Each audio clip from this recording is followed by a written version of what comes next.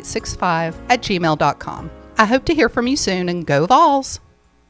With smartphones being such an integral part of our daily lives, it is truly an inconvenience when it doesn't work properly. It disrupts the normalcy of our day. When you go into the cell phone store to have it repaired, they just try to upsell you on a new phone. That's why the owner of iDrop, T. Kell, left those places and opened iDrop. His goal is a happy customer. T. Kell and the team will listen to what you have going on and work to solve the problem of your broken device in a way that best suit your needs, instead of trying to upsell you on something that you just don't need. They don't just repair phones, they can service your laptop or PC as well as your Mac. Windows 7 support is over, but iDrop can help you transition to Windows 10. They have a 5-star rating on Google with hundreds of positive reviews. Let me say that again. I don't think y'all understand how big this is. They have a 5-star rating on Google. Their customer service really speaks for itself. So if you ever find yourself with a device that isn't performing as it should, give iDrop a call at 865-888-9740 or check them out on Facebook at iDrop of Knoxville. If man made it, they can fix it.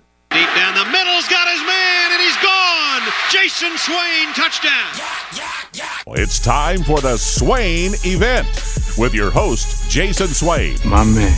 Real sports talk for the real sports fan. All you chumps are gonna bow when I whoop him. It's time for the Swain Event, fueled by Dead End Barbecue. Give me 2 rounds and a Ric Flair.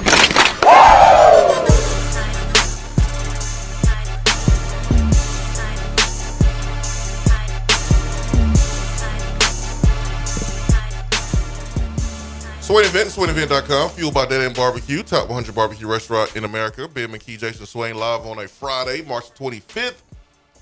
A few minutes past 7 o'clock this morning. 865-255-03 is the number to the Iris Networks hotline. It is Friday, truly the best day of the week. Hope you are having a fantastic morning. Sorry we scared you a little bit if you were dialed in, ready to rock and roll. And a little power outage here in the middle of the night. So had to crank everything back up, wake everything back up, but we are in the building. We are here. We here.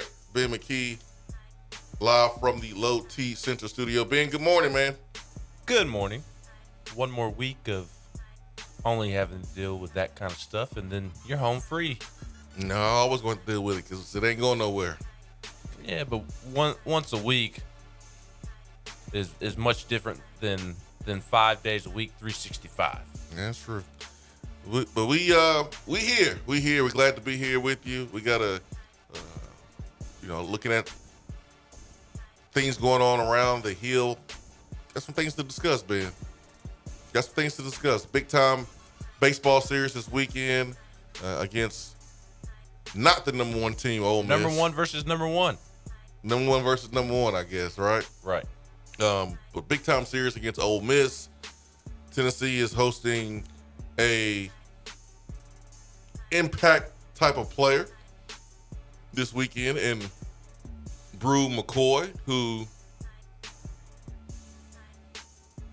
is registered, but it's not final. It's not final that he is going to be a Tennessee Volunteer. He still has to like the place.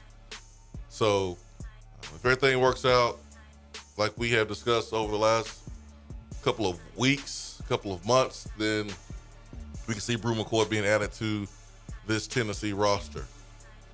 Ben, are you ready? Are you ready to rock and roll? I'm always ready to rock and roll. Last night was the Sweet 16 in the West region, also in the South region, where Arkansas knocked off Gonzaga, Duke knocked off Texas Tech, Houston knocked off Arizona, and Villanova knocked off Michigan. Was there a game that surprised you more than another game? No, none of the results surprised me, although last night did officially kill my bracket. I had Gonzaga over Arizona in the national championship game. Yes. Gave Gonzaga the benefit of the doubt for once, and yet again came up short in the NCAA tournament. I've always stuck to my guns about not rolling with the Zags in March, but I thought that they had somewhat turned the corner last year by making it to the national championship game, and I also did not think that Arkansas would be able to beat them. That team is just boring to watch, and I think that's why we struggle to evaluate that team properly, Swain. And my theory on why we don't think they're very good, but they keep winning, is Jalen Williams. He and his stupid charges that he draws just throws teams out of rhythm, and they are unable to snap out of that rhythm. In Fayetteville, when Tennessee played there, he was drawing charges, and Tennessee could not get into a rhythm. Well documented. We talked about it all week after that Saturday. Comes to Knoxville, I don't recall him drawing a single charge. Nope. They called the blocking on him a couple times. And what do you know? Tennessee gets into rhythm. And I know Arkansas came back late in that second half, but for the most part, Tennessee ran them out of the gym. And then last night, Mark Few was talking after the game, and he's discussing how Gonzaga could not get into any type of rhythm. And what do you know? Jalen Williams was drawing charges. So I think the questionable calls that go in Jalen Williams' favor night in and night out is kind of the reason why, okay, Arkansas doesn't really pass the eye test, yet they continue to win. How is this happening? Defense. Yes, defense. And I also think it's the questionable calls that Jalen Williams has been getting the benefit of the doubt on, because on the nights where he's getting those calls, offenses, they just can't get into rhythm. If he's getting those calls against Duke, then Arkansas is probably going to beat Duke. If he's not getting those calls, I bet Duke wins by 8, 10, 12 points. But no result really surprised me. The only thing for me last night, personally, was that it just killed my bracket. I had Texas Tech beating Duke, and Duke looked tremendous there in the second half, and mostly the entire game aside from the start. It was very much a back-and-forth game, but they really turned it up in the second half. They looked really good. That was probably the best that they've looked all year. And that was a very impressive win over a really good Texas Tech team that is physical and plays really tough defense. Best defense in the country. Mm-hmm. So that was very impressive by Coach K's group. And then Houston beating Arizona wasn't really surprising, but, man, did they earn some respect last night. I just don't understand how Kelvin Sampson is doing this without two of his best players being banged up throughout the year. It's pretty remarkable. And then Michigan Villanova, I didn't pay a ton of attention to it because I was watching Arkansas Gonzaga. Yeah, me too. And I had Villanova Michigan on my iPad, but the other game was on the main TV, and it looked boring. So I didn't pay much attention. The only thing that I would say for that game is that every time I looked up, Hunter Dickinson was missing a shot. Didn't even break 20 points. So stupid. Sorry, man. See, this is kind of what I was getting at yesterday, is that it makes the loss even more frustrating and maddening. Whereas if they would have just rolled out there and played like gangbusters, then it would have been easier to swallow. Oh, okay, like Tennessee lost to that team. Okay, Tennessee just couldn't make shots the last 8 minutes. I get it. So I know, man. But I didn't pay much attention to that game. That game looked very boring, so I did not put much energy into it. I know. Dude, I'm the same way. I was trying to watch the game. I just couldn't. I didn't want to see, Eli Brooks with his Drake-looking self. I didn't want to see it, man. Well, and the first shot of the game for Michigan was an Eli Brooks running hook shot in the paint that he clanks off the rim. I didn't want to see it. After he makes a miracle shot. And the one against Tennessee was more of a prayer. Like he threw that up and prayed while it was in the air, where the one against Villanova last night, it was more of a legitimate hook shot, but still, clank that one off the rim. I didn't want to see it. I didn't want to see Michigan. Now, I did turn it into the end. You didn't see Hunter Dickinson doing the arm between the legs this time? No, I didn't see him do it. He didn't have a reason to do it. I did turn it on the game at the end when Villanova, the best free throw shooting team in the country, was hit the bottom of the nets to seal the deal. And I ain't gonna lie, Ben, I kind of liked it. Matter of fact, I did like it. I told you yesterday I ain't want to see Michigan advance. Get them out of here because Hunter Dickinson was doing too much. Yeah, I like Villanova. I don't have any issues with Villanova. I really like Jay Wright. Yep. They've always been a fun team to watch under his regime. But I only wanted Michigan to win because they had just beaten Tennessee. If Make you Michigan, feel good. yeah, it made me feel better about myself. If they had not beaten Tennessee, then I definitely would have been. Not that I was rooting for really anybody, but I would have been pulling for Villanova. The real Villanova, Vanderbilt. I know, right? The real college team with the V logo. It's hard not to unsee that logo and then see all the other logos and see the other team's logo that is better than what Vanderbilt's trying to do right now. So It's hilarious. Virginia, Villanova are the two that kind of stand out because Virginia played in NIT a couple days ago and then Villanova last night. But anybody still has a team left that you picked in the West and South region? I don't have any teams left in the Final Four. Never mind. I do have two teams that can get to the Final Four. I picked Purdue and Kansas. I did pick Tennessee to beat Houston. I had Houston beating Arizona. And I did have Arkansas beating Memphis, but I had Memphis beating Gonzaga. I just thought one of those two teams would beat Gonzaga. I was not sold. I'm not sold on the schedule during the regular season. I'm not sold on their toughness. I thought watching Chet Holmgren, he was a unicorn as far as his skill set being as tall as he is. But I just felt like when it was time to bang, he wasn't going to be able to do that and adjust. So had some trouble against Memphis. Gonzaga still won. And then against Arkansas, the same thing happened. Tony from Huntsville, Alabama he's the key for the Arkansas team, man. He's the glue. He's the glue. He can defend all four positions. He's been shooting the ball well. And he's the key, man. And remember, he was out when we played him here. So, good friend of mine came up to the game, to Arkansas-Tennessee game because he's friends with Tony. He coached him. So, you use Arkansas's tickets. I could have got tickets, but I was like, nah, I'm good. I don't want to go. And definitely I don't want to go using Arkansas's tickets. But Tony did not play that game. And not saying that's the reason why Tennessee won. Tennessee was just better that day. But he is a key piece to their team. 865-255-03. I did see Brew McCoy's real name, though. Bruh? Nah. And earlier when you said that, I can't remember exactly what you said. It's not 100% that he's coming to Tennessee yet. Well, you said that he's enrolled or something like that. I mean, he's listed in the registry.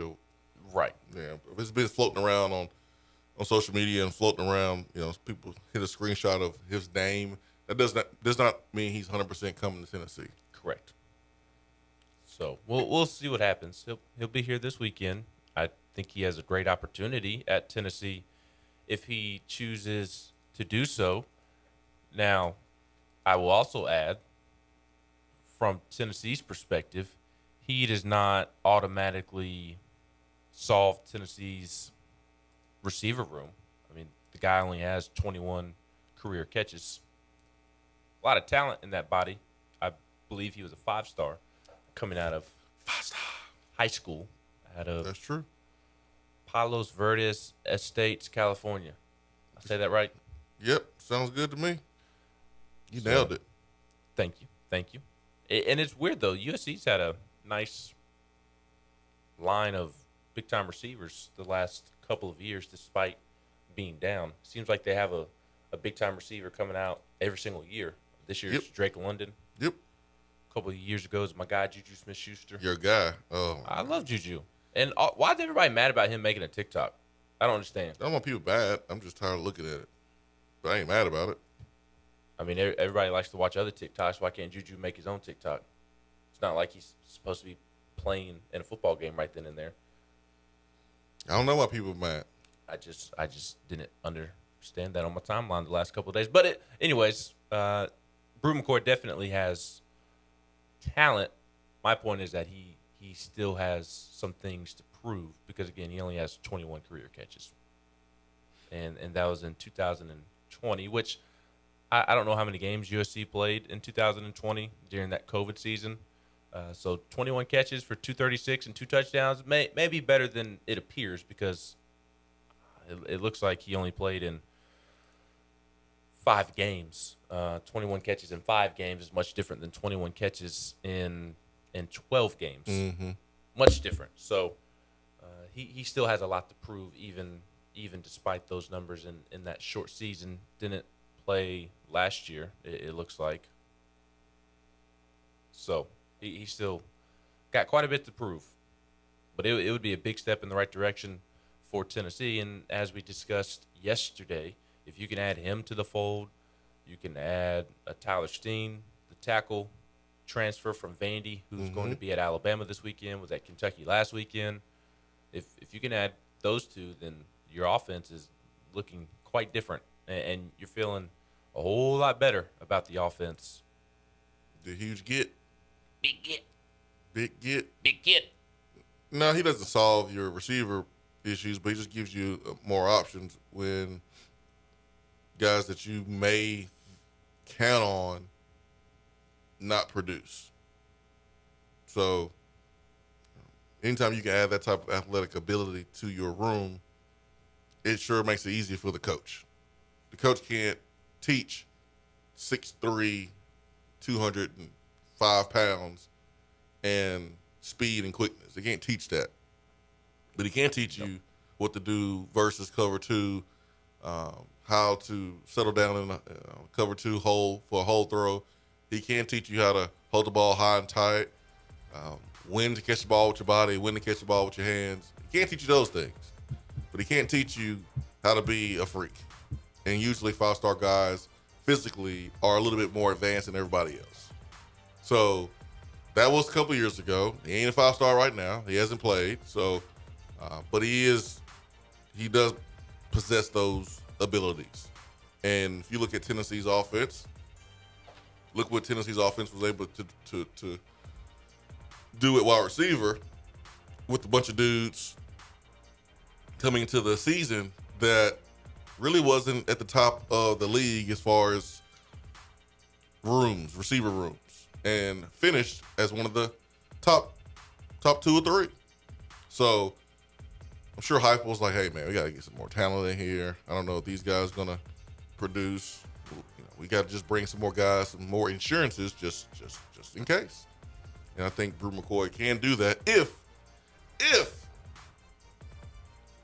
he likes it on his visit, everything works out. It is not a done deal. It's not a done deal at all. No problem being excited to see his name there, but it does not mean he is officially coming to Tennessee. 865-255-03. We'll be right back.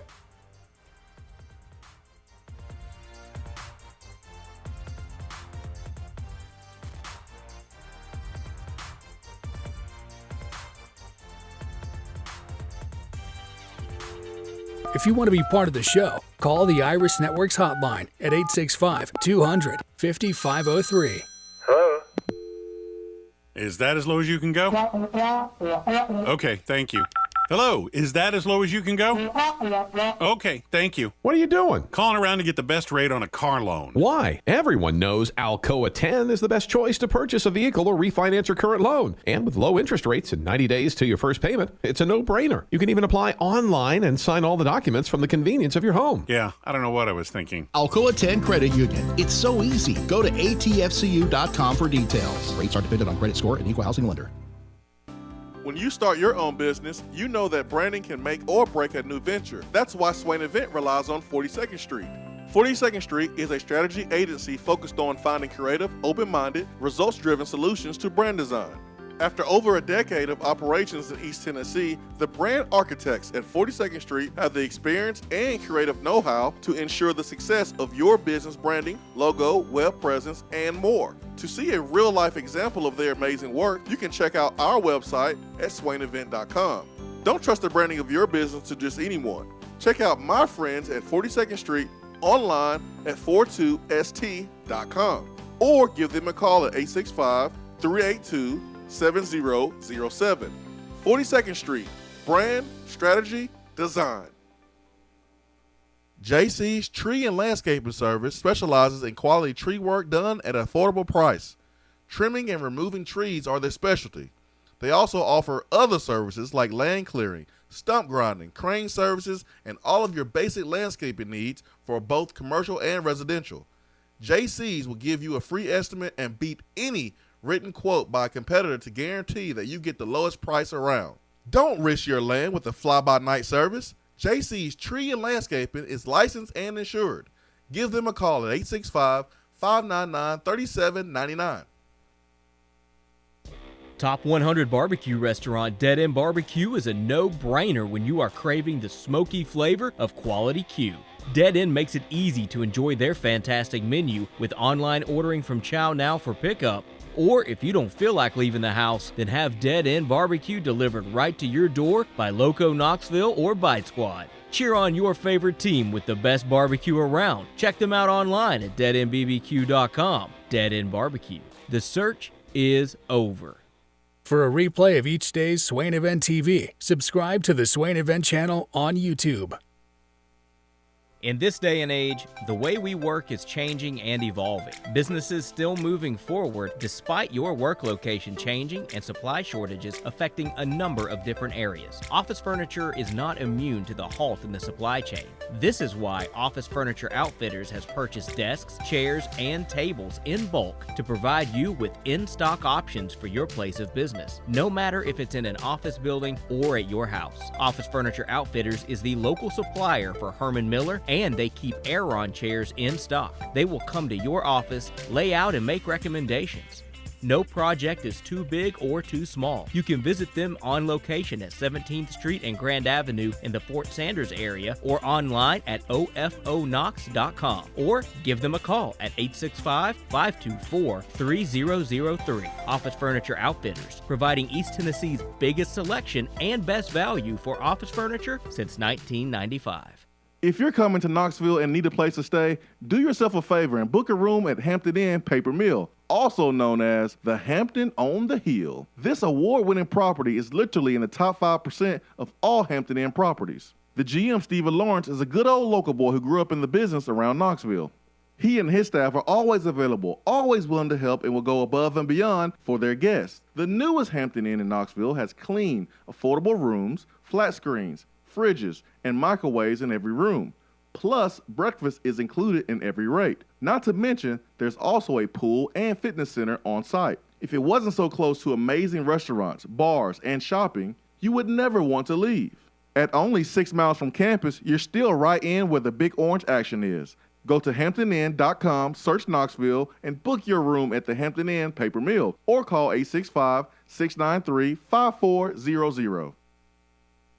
Fellas, when it's time to freshen up that wardrobe, there's only one play to make, and that's to go see my friends at Mark Nelson Denim in downtown Knoxville.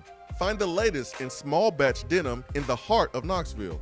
Denim isn't all they do though. Mark Nelson also does custom suiting and blazers. Let your personal style shine with Mark Nelson. If you don't have time to go shopping for yourself but still want that fresh look, then sign up for the NN Society. Let the experts handle the shopping and get $300 worth of merchandise for just $150 every other month. That's 6 times per year to keep you looking styling every day. Let Mark Nelson Denim help you be the best you, because when you look good, you feel good. Go to marknelsondenim.com. We're here with Dr. Michael Carlson of Tennessee Regenerative Sports Medicine to discuss PRP, platelet-rich plasma. If you have orthopedic injuries such as shoulder pain, knee pain, Achilles tendonitis, or tennis elbow, you should give them a call. Good to be back, Jason. We specialize in non-surgical orthopedics, so we treat damaged tendons, ligaments, and joints, including rotator cuff injuries, knee injuries, and elbow and foot problems by using ultrasound-guided injections with PRP. And this form of treatment helps stimulate the body's own reparative process and assist in the healing of damaged tissue. Doc, what makes your training different than others? I've been practicing in Knoxville for over 26 years, and I'm certified in interventional regenerative orthopedic medicine. through the American Academy of Orthopedic Medicine. They've been the leader in this form of treatment since 1983. I also teach this form of treatment on a national and international basis to other physicians, residents, and medical students. Here in our clinic, I'm the one doing the procedure, and we're using your own PRP, which are concentrated platelets, to treat your injury. So in other words, Jason, it comes from you and it goes back to you. So you know exactly what you're getting and know exactly the level of training involved. Do what the pros, college athletes, and I have done, and visit them online at trsportsmedicine.com. Tennessee Regenerative Sports Medicine, East Tennessee's leader in PRP therapy. At Iris Networks, we know that business communication solutions are critical to your success. Since 1998, we've been helping businesses in East Tennessee by providing reliable and affordable high-speed fiber internet and voice solutions. That's why Iris Networks is your Tennessee communications partner. With internet speeds up to 100 gigs and work-from-anywhere solutions like mobile apps, video conferencing, and file sharing, we make sure you can stay connected to your customers and great communities we live and work in. Iris Networks, because just like you, Tennessee is our home.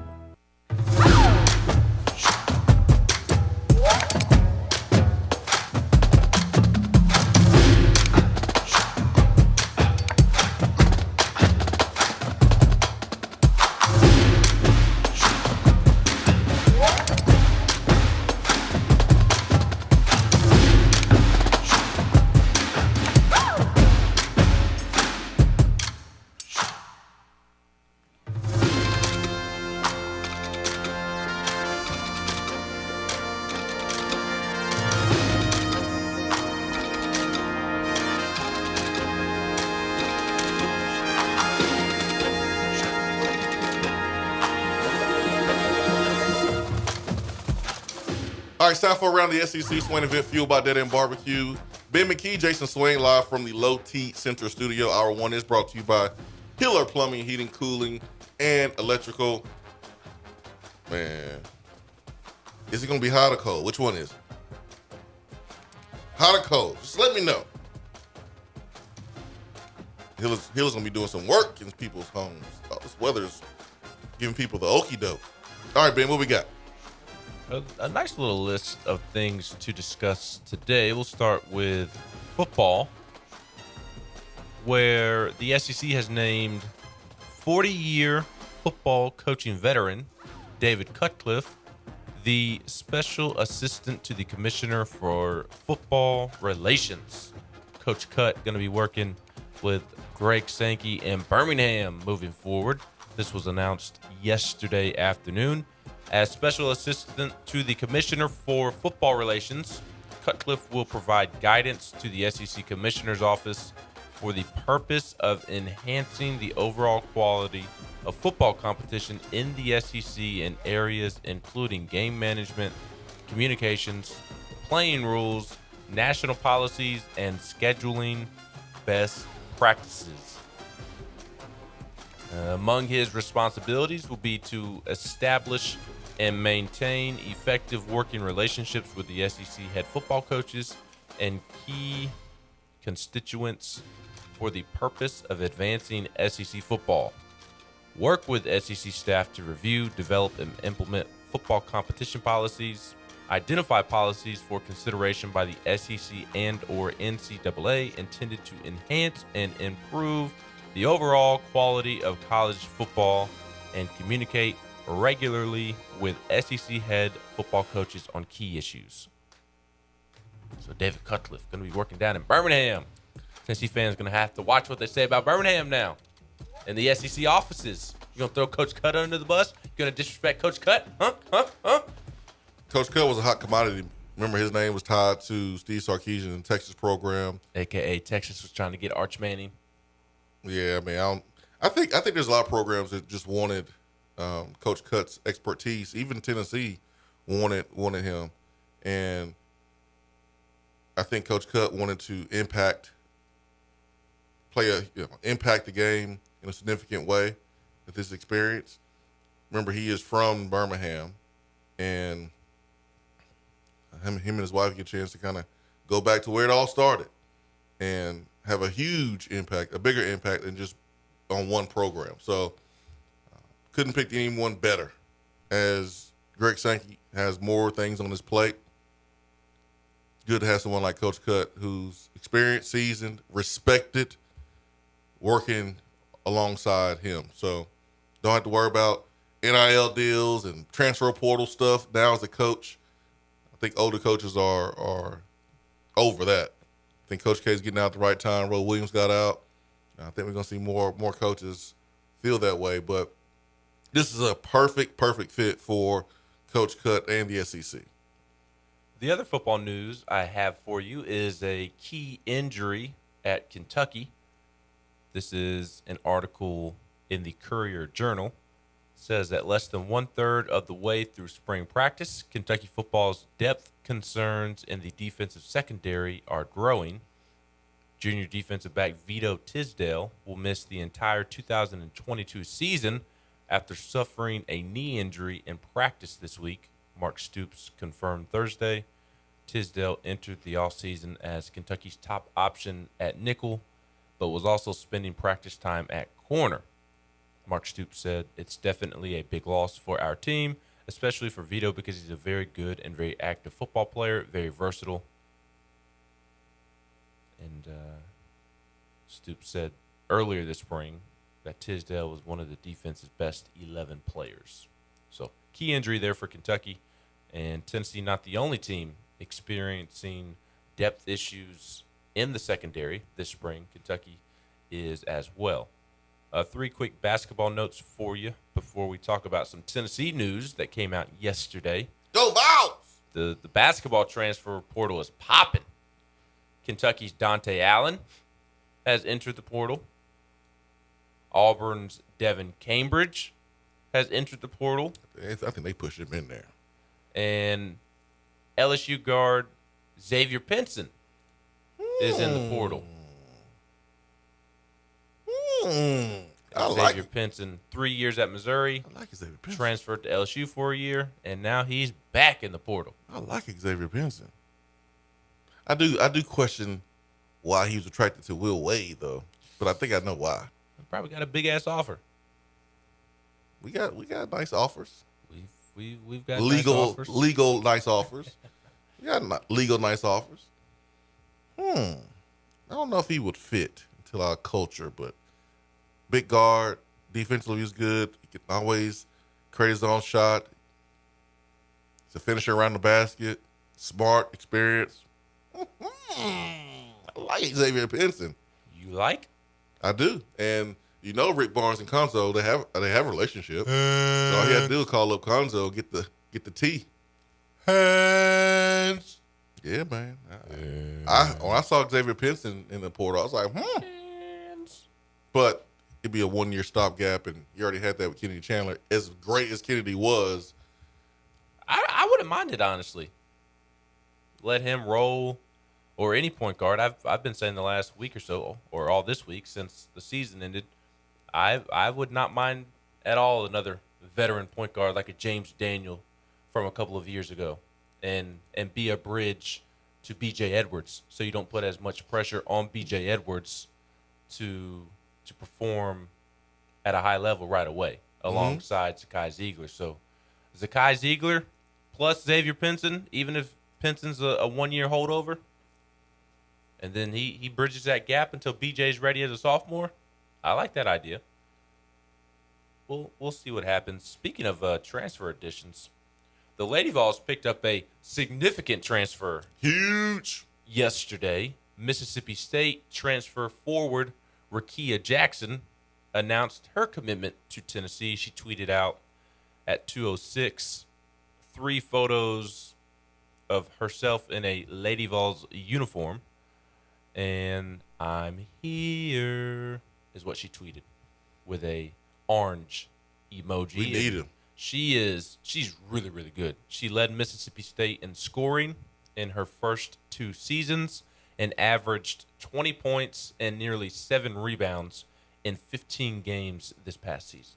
We need exactly what she brings to the table. Yes. We do need some more ball handling and some more cut down on the turnovers. Yeah, we need that. Got some talented but young, inexperienced guards.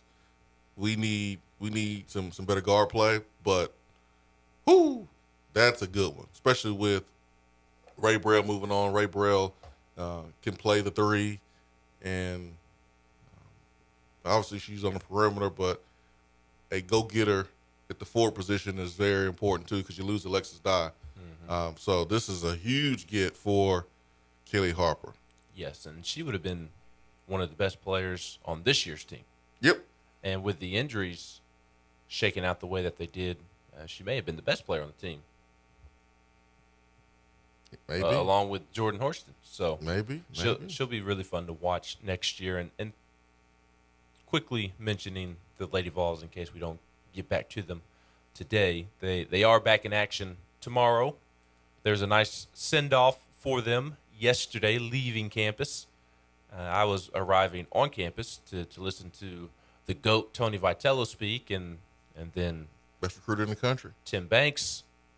He spoke. We'll get to Tim Banks' comments, and we'll also get to the comments of freshman Jordan Phillips, who was very impressive at the podium, his first time meeting with the media.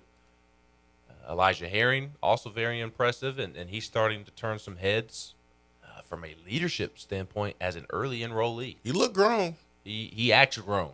He acts grown, and I don't know how much he is going to play, but I think he's going to be in the rotation at inside linebacker. I think he'll play more as a true freshman than Aaron Willis did last year as a true freshman. And maybe that's unfair to say because Willis was suspended last spring, and that really set him behind the 8 ball, self-inflicted or not. He was still behind the 8 ball because he missed spring for the most part. He missed all spring, didn't he? Or did he come back like with a week or 2 left? I think he missed all spring. Yeah, I know he was. He missed a good chunk of it at minimum. So maybe unfair to say that Elijah Herring will have a better true freshman season, but I think Elijah Herring is going to be really good for Tennessee. And Turkey Man, that's a guy who did not please the stargazers. Just a measly old 3-star coming out, not ranked very high. I'm joking with you, Turkey Man. He's going to be really good for Tennessee. But anyways, on my way to campus to listen to all those young men speak, as well as, who was the third? Byron Young. He also spoke. He was the veteran that spoke. We got 2 freshmen, Jordan Phillips, Elijah Herring, and then Byron Young also spoke. But on my way over there, the Lady Vols were having their send-off underneath TBA, pulling out, and there's a nice crowd over there. That was really cool to see, and they'll be back in action tomorrow at 4 p.m. against 1 seed Louisville, 4 p.m. Eastern, ESPN2. I'm a little surprised that Louisville is only 7.5-point favorites, according to my ESPN app. I honestly thought that line would be a little bit bigger. Tamara Key got to have a game of her life. Yep, she's got to go beast mode. Ray Burrell got to turn it up too. Yeah, she's got to go off. The other basketball news from yesterday was with the men's team, and that was Rick Barnes received a contract extension. Now, it was a 1-year extension.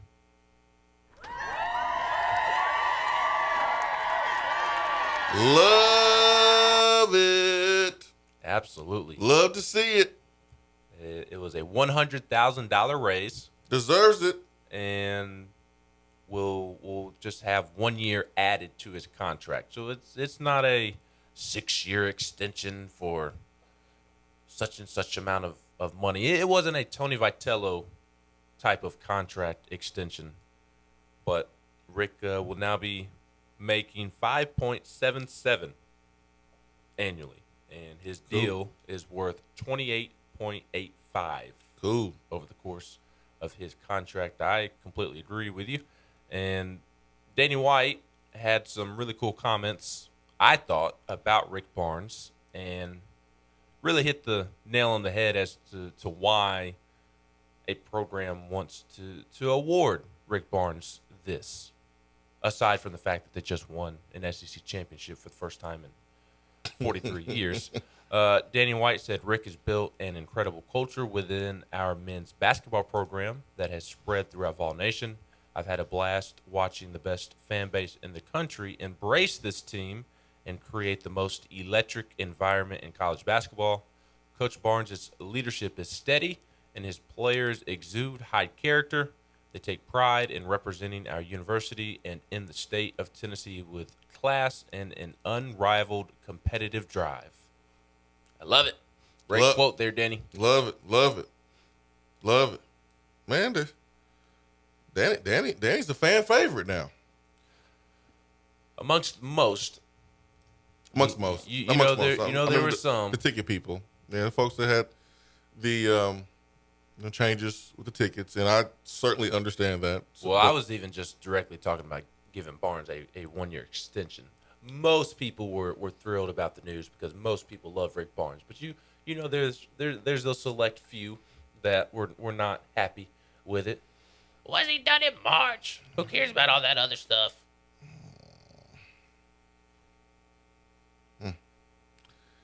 Yeah. Good job. Good job, Danny. That's right. Reward your coaches for being successful and doing something that hasn't been done in 43 years. That's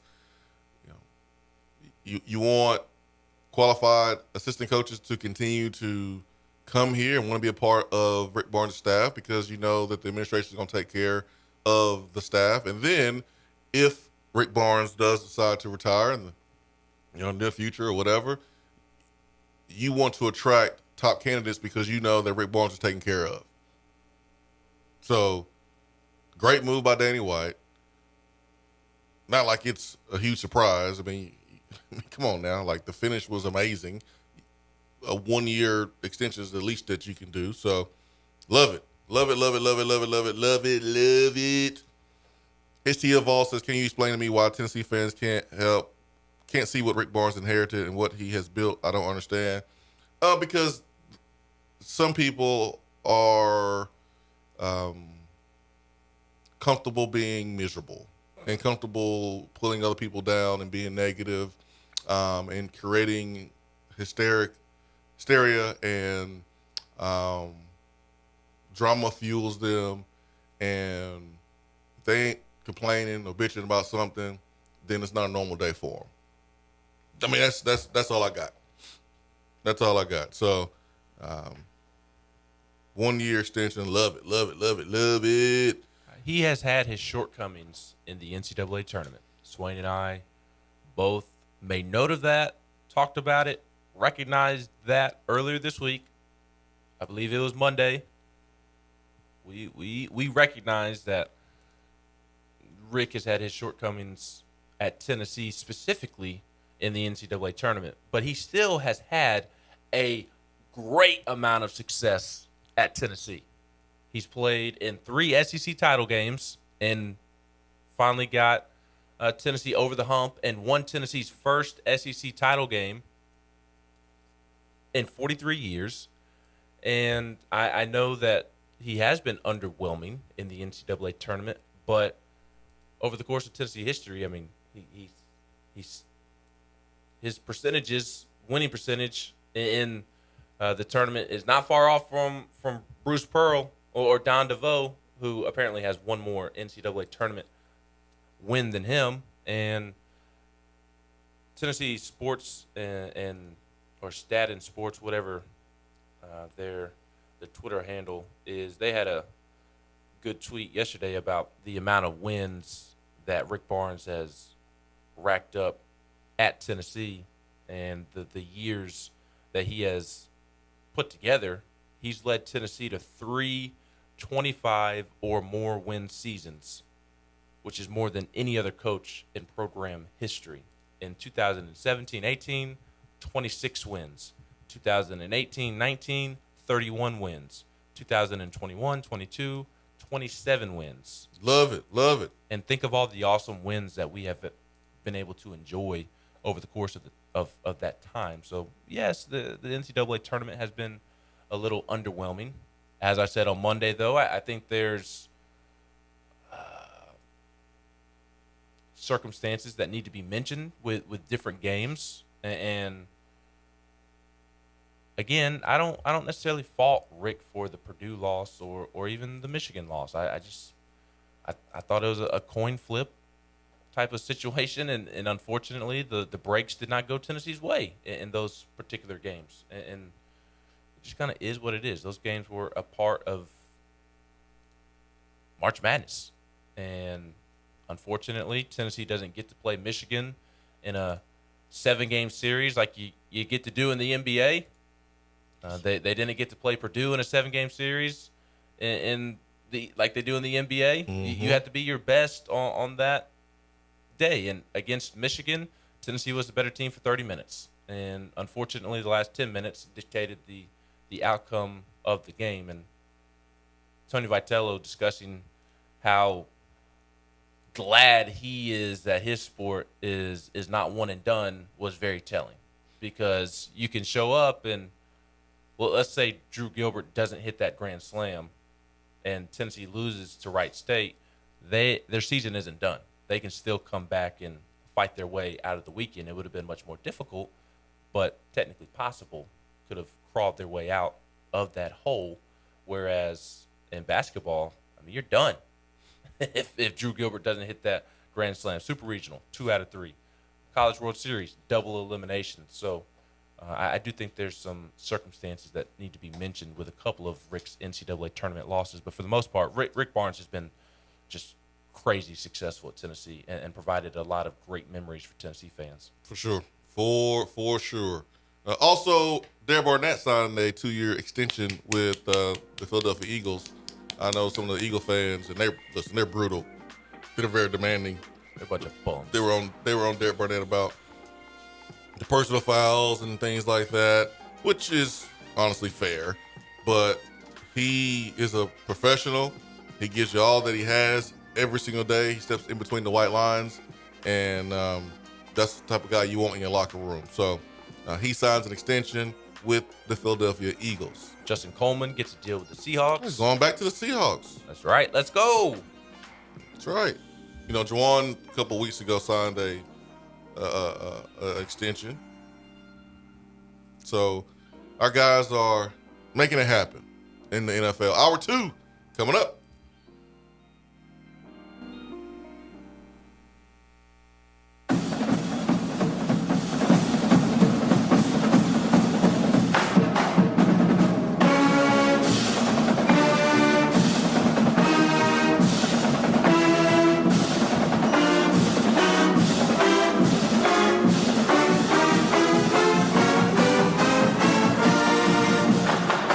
JC's Tree and Landscaping Service specializes in quality tree work done at an affordable price. Trimming and removing trees are their specialty. They also offer other services like land clearing, stump grinding, crane services, and all of your basic landscaping needs for both commercial and residential. JC's will give you a free estimate and beat any written quote by a competitor to guarantee that you get the lowest price around. Don't risk your land with a fly-by-night service. JC's Tree and Landscaping is licensed and insured. Give them a call at 865-599-3799. Is that as low as you can go? Okay, thank you. Hello, is that as low as you can go? Okay, thank you. What are you doing? Calling around to get the best rate on a car loan. Why? Everyone knows Alcoa 10 is the best choice to purchase a vehicle or refinance your current loan. And with low interest rates and 90 days to your first payment, it's a no-brainer. You can even apply online and sign all the documents from the convenience of your home. Yeah, I don't know what I was thinking. Alcoa 10 Credit Union. It's so easy. Go to atfcu.com for details. Rates are dependent on credit score and equal housing lender. Touchdown or turnover is up next on the Swain Event.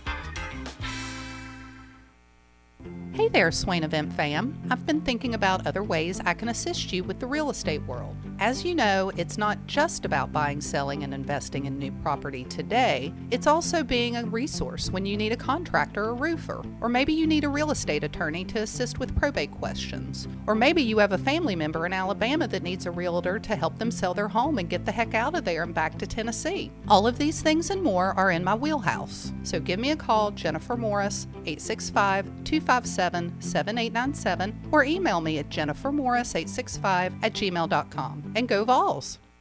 Top 100 barbecue restaurant Dead End Barbecue is a no-brainer when you are craving the smoky flavor of quality Q. Dead End makes it easy to enjoy their fantastic menu with online ordering from Chow Now for pickup, Or if you don't feel like leaving the house, then have Dead End Barbecue delivered right to your door by Loco Knoxville or Bite Squad. Cheer on your favorite team with the best barbecue around. Check them out online at deadendbbq.com. Dead End Barbecue. The search is over. Litter is a big problem in Tennessee, but together we can do big things. We can make our cities, our waterways, our roads cleaner and safer. The Tennessee Department of Transportation is committed to reducing litter in our communities, but we need your help to do it. There are over 100 million pieces of litter in our roads at any given time, and it costs TDOT about $19 million a year just to clean it up. The first step to keeping Tennessee beautiful is to rally behind these 3 simple words. Nobody trashes Tennessee. Join the Nobody Trashes Tennessee movement at nobodytrashestennessee.com. When you start your own business, you know that branding can make or break a new venture. That's why Swain Event relies on 42nd Street.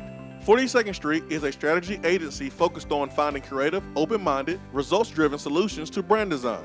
After over a decade of operations in East Tennessee, the brand architects at 42nd Street have the experience and creative know-how to ensure the success of your business branding, logo, web presence, and more. To see a real-life example of their amazing work, you can check out our website at swainevent.com. Don't trust the branding of your business to just anyone. Check out my friends at 42nd Street online at 42st.com or give them a call at 865-382-7007. 42nd Street, brand, strategy, design. More and more Tennessee businesses are switching to Iris Networks for reliable, local, high-quality, high-speed business fiber internet. Iris provides direct internet access from 10 megs to 10 gigs with no payments for 90 days. Iris also offers next-generation business phones with work from anywhere capability from the mobile or laptop app. With local sales, support, and service, Iris is a partner in the community. Learn more at irisnetworkusa.com or call 865-448-IRIS. Iris Networks, a Tennessee business connecting Tennessee businesses. Touchdown or Turnover is backed by Alcoa 10 Federal Credit Union, a place where you belong.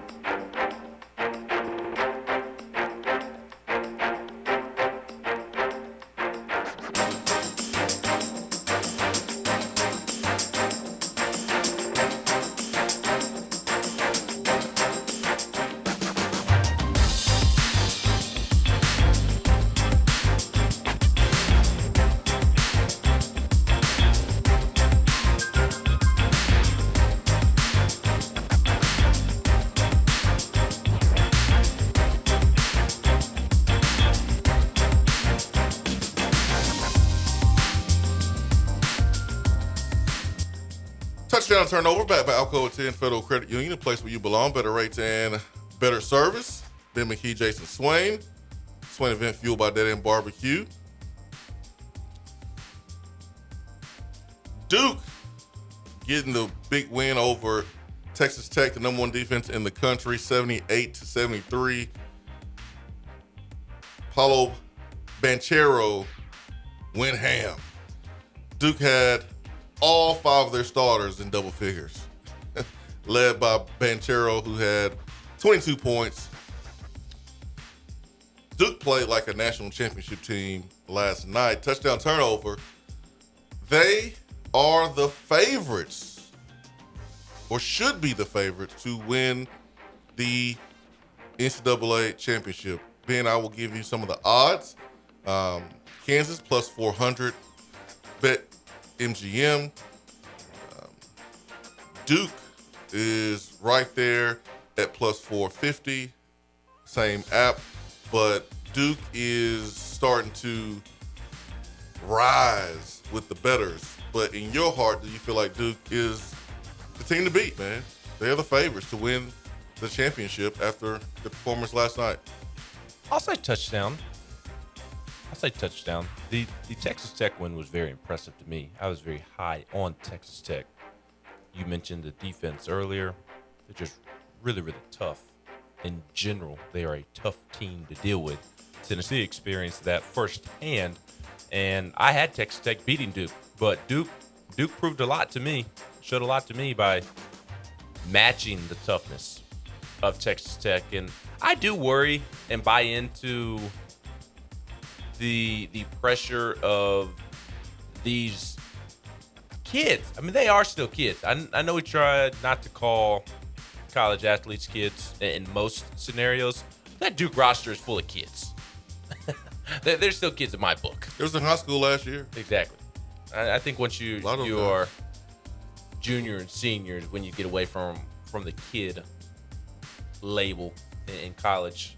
But those are still kids. Even if Paulo Banchero does not look like a kid, or Mark Williams is yamming on folks, but they have been really impressive this tournament. And again, what I was getting at is I do buy into the theory that this pressure of winning for Coach K in his final year is heavy. I do buy into that. And I thought that would get them against Texas Tech, but all they did, quit looking at your computer and watch Desmond Bain, please. I thought that pressure would get to them against Texas Tech, and it did not. So that showed me a lot. The only team that I would argue that maybe should be the favorite is Houston.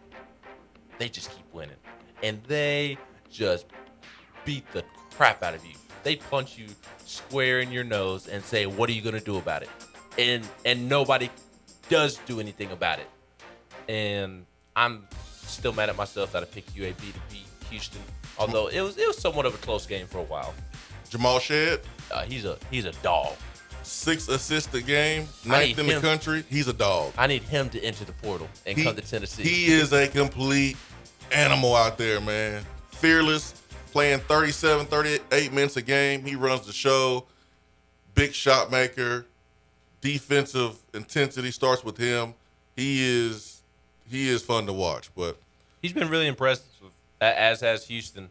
So I'll say touchdown. I think Duke is the favorite, but man, Houston is making me do a double take. Like, what you got going over there? And I'll say this: when I was on Houston's campus, not a very impressive campus, but their basketball arena was gorgeous.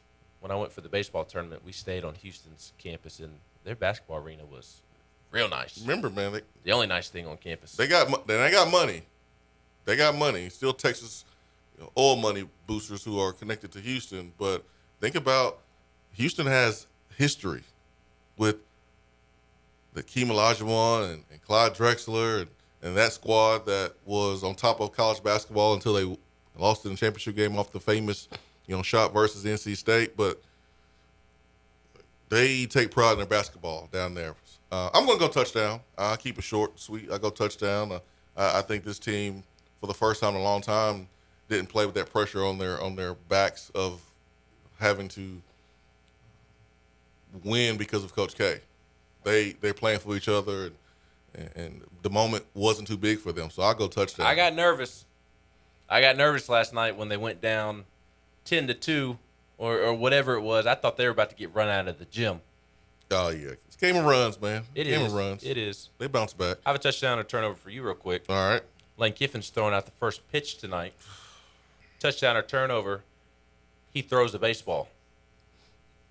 Turnover. You think he'll throw a golf ball? Mm-hmm. Yep. He will make it about himself. He'll use it as an opportunity to get, because him throwing a baseball is boring. But him throwing a golf ball, or having a golf ball, or the golf ball being in sight, that gets people talking. And the more people are talking about his program, the better it helps him with getting transfers and recruits, and he can use that hashtag come to the SIP, because that's what he needs to do, because it's Mississippi. Who wants to really live in Oxford? So Nobody. Yeah. Before we discuss some Tennessee football quotes, I do want to point out 2 really nice messages on YouTube. Nacho chiming in on the Rick Barnes conversation, says we're not getting anybody better than Rick Barnes. Always a class act. We've never been consistently this good in my lifetime. Happy to have a chance every year. Clay Leach says that Tennessee basketball has never been this consistently fun to watch, and that's because of Rick. So 2 comments that I think most Tennessee fans agree with, and probably more than most. I'd say 95% understand what Rick Barnes is and means. The other two comments, General Nealon, is Brew McCoy in the student directory?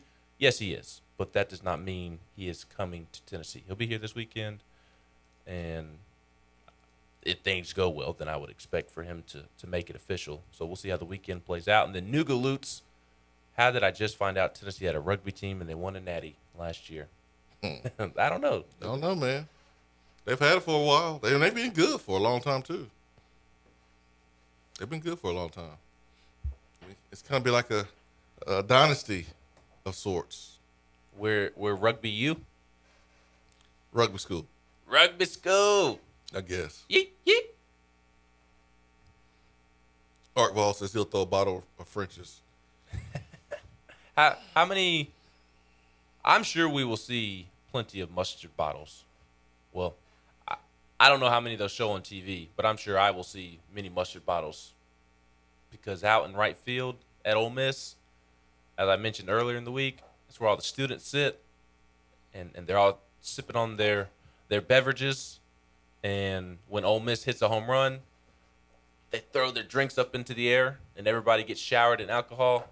You know, college kids doing college kid things. I'm sure there will be mustard bottles in the mix as well. Whatever. It'd honestly be a poor job of that student section if there's not mustard bottles, if we're being honest. No, for sure. For sure, they should bring it out. They should bring it out. I hope they bring all of it out. I hope they talk it, bring all the props they can bring, so that way it fires up our baseball team. You know we petty. Oh, and look, this Tennessee baseball team is ready. I loved some of the quotes that Redmond Walsh gave yesterday, that Trey Lipscomb gave yesterday. I asked him, I said, I know the baseball program has become pretty steady the last couple of years, and you all are one of the premier teams in baseball right now, but do you feel like you all still have that chip on your shoulder when you go into these type of environments? And he said, as long as Tony Vitello is here, we will always have a chip on our shoulder. And Tony Vitello talked, or mentioned, I should say, several times that his guys love to be thrown into the fire. So I would be very surprised if the atmosphere had anything to do with Tennessee losing a game if they were to lose a game this weekend.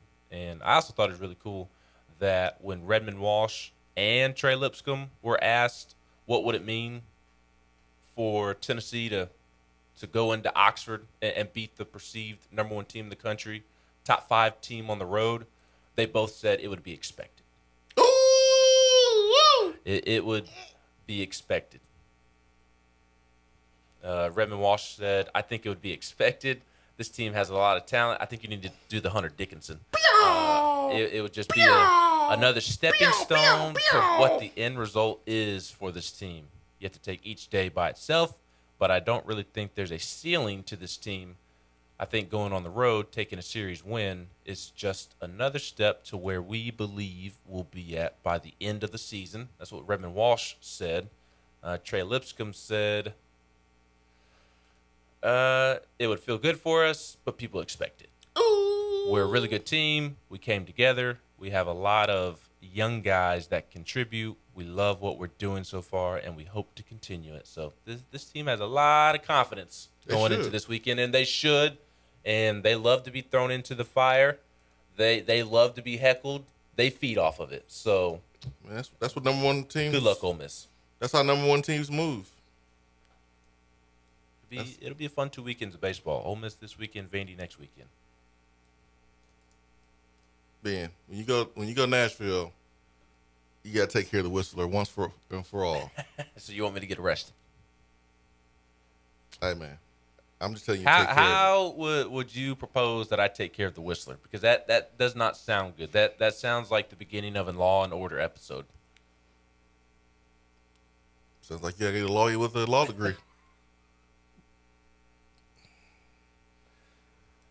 Sounds like you better call one now. Well, the good thing is I know a listener who knows a lawyer with a law degree. So I'll just have to hit up that listener. Well, we have a partner a sponsor with a law degree. Are we sure that Marcos has a law degree? Pretty sure. Okay. Pretty sure. Chip Payne says, how many Ole Miss baseball players fake injuries during this weekend's games?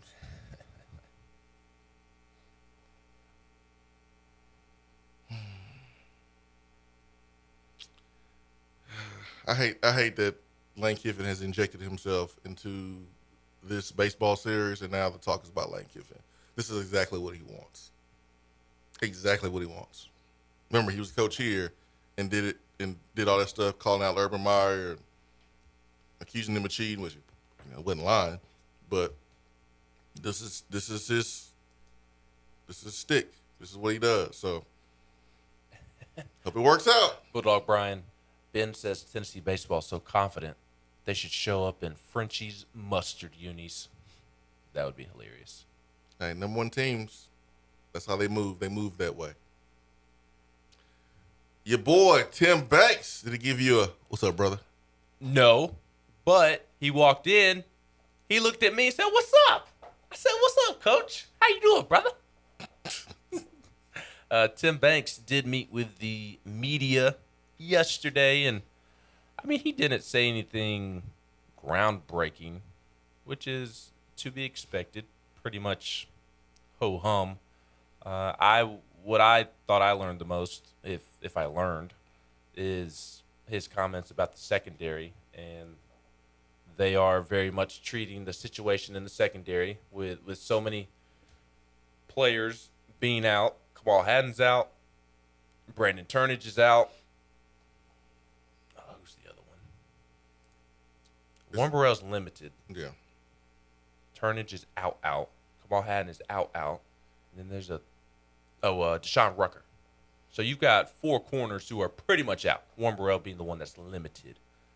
And it's more the corners than the safety. So we should probably say the corners are limited more than we say the secondary is limited from an injury standpoint. But they are very much preaching that it is what it is, and we're not going to use it as a crutch.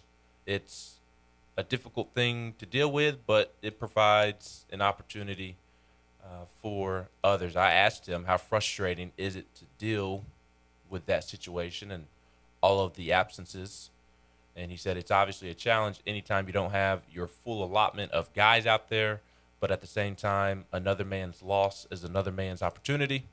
We've got some young guys, and obviously some guys that you guys probably won't even know in this room, but there is an opportunity there. So those guys are getting reps. The standard doesn't change. We expect them to play hard. We expect them to be physical and all those good things. But would we like those other guys out there? Absolutely. But at the end of the day, even if they can't do something physically, those guys are obviously working hard in the classroom. I expect those guys to be ready when the time is right. And classroom means like film room and leadership reps? I don't know what those are. Like I could try to put that in Google right now, and Google will be like, nah, I don't know what that is. Oh, first thing that came up was Tennessee football. Butch Jones cliches. But after that, Google's like, what? What is that? The second thing says, are you drunk, Jason? Wiki Mozilla reps / leadership, talking about jobs. The second one is how to identify which sales reps will be good managers. See, besides Butch Jones saying that, Google's like, what is that? What is a leadership rep? So I've never heard of that before. Don't know what that is. I wonder if Butch is using those at Arkansas State. You know he is. Yeah, he is. But yeah, you can learn a lot when you are watching instead of playing. I think the best way to learn is to do it. That's the best way. But the second best way is to watch somebody else do it, whether they mess up or they do it the right way. I think you gain a different perspective, sometimes a better one, when you're out and you're having to watch and you're having to coach. You know, teaching someone how to do some things or helping someone understand what the coach is trying to convey to the group helps you learn it better and help you have an understanding of the entire framework. I think one thing that Tim Banks said that stood out to me is the emphasis put on third down. Because I think on both sides of the football, we got to be better in that area. How many times did Tennessee do a good job on first and second down and then put the team, behind the sticks and then give up a third down? Kentucky game, it happened way too much. Purdue game, it happened way too much. You got to get off the field on third downs. You have to. You have to get off the football field. And especially with this defense, because the offense is going so fast, you better take advantage of the opportunity to rest while you can. So getting off the field on third down is very, very important. And understanding. And this is part of like the classroom comment that Tim Banks mentioned. Like when you're out, it's third down to 6. You're a corner. Why are you playing 10 yards off? Understanding down and distance, understanding the situation, being able to read the splits of a wide receiver if you are a DB, tendencies of a tackle. Like these are all things that you can improve at while you're not playing. So to be better on third down, you have to understand third down better and understand the situation that you're playing in a whole lot better. Most of the time receivers like to run to the sticks. Yes. Most of the time. And hey, if you're sitting on it, they will hit you with a double move at some point. But you have to know for the most part, you can't be off 10 yards when it's third down and 5. That's an easy hitch. If Tennessee could become 50% better than they were last year, halfway better than they were last year on third down, I mean, the strides that this defense would take would be immense, because that third down defense last year was miserable. It was not fun to watch. It was painful to watch. If they could just be a little bit better, man, the leaps that this team would take would be absurd. I mean, they would have beat Ole Miss last year had the third down defense been slightly better. How many times on third down did you, especially at home, did you hear like the music? Turn down for what? Turn down for what? And you rolled your eyes? Nah, when they played it, I was like, okay, all right, let's get it. It was hype. But how many times do you hear the music on third down at home? You're like, yeah, let's third down. Let's get it going. And then the other team converts a third down, and the energy is like completely sucked out of the stadium. Like everyone shuts up and sit down. That's why I rolled my eyes. I hated when it was third down. Third downs pissed me off. Tennessee's third down defense last year is why I no longer have hair. 103rd in the country. 103rd in the country. Teams were converting third downs 42% of the time. 103rd out of 130. Not great, Bob. So, yeah, that's the area of improvement. And when you're going from year 1 to year 2, you highlight all the things that you did really, really well, and you want to keep doing those things, right? But you better be spending most of your time fixing your weaknesses. Just like as an individual player, and every player has a weakness. You want to spend most of your time eliminating the weakness. Of course, you want to continue to work on your strengths and make sure that your strengths are even more of a strength the next upcoming season. But you want to eliminate those weaknesses. And as a unit, this defense needs to do that. Cannot be 103rd in the country in third down and expect to be where you want to be.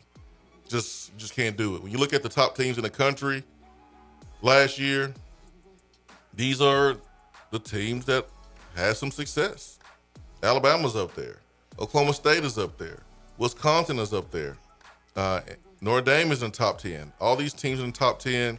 A&M is in 13. Arkansas is at 16. Clemson at 21. Michigan is at 26. Georgia's at 33. So you got to get off the field on third down. Ooh, my boy Zach Levine back. 865-255-03 is our telephone number. Irish Networks hotline. Stay with us.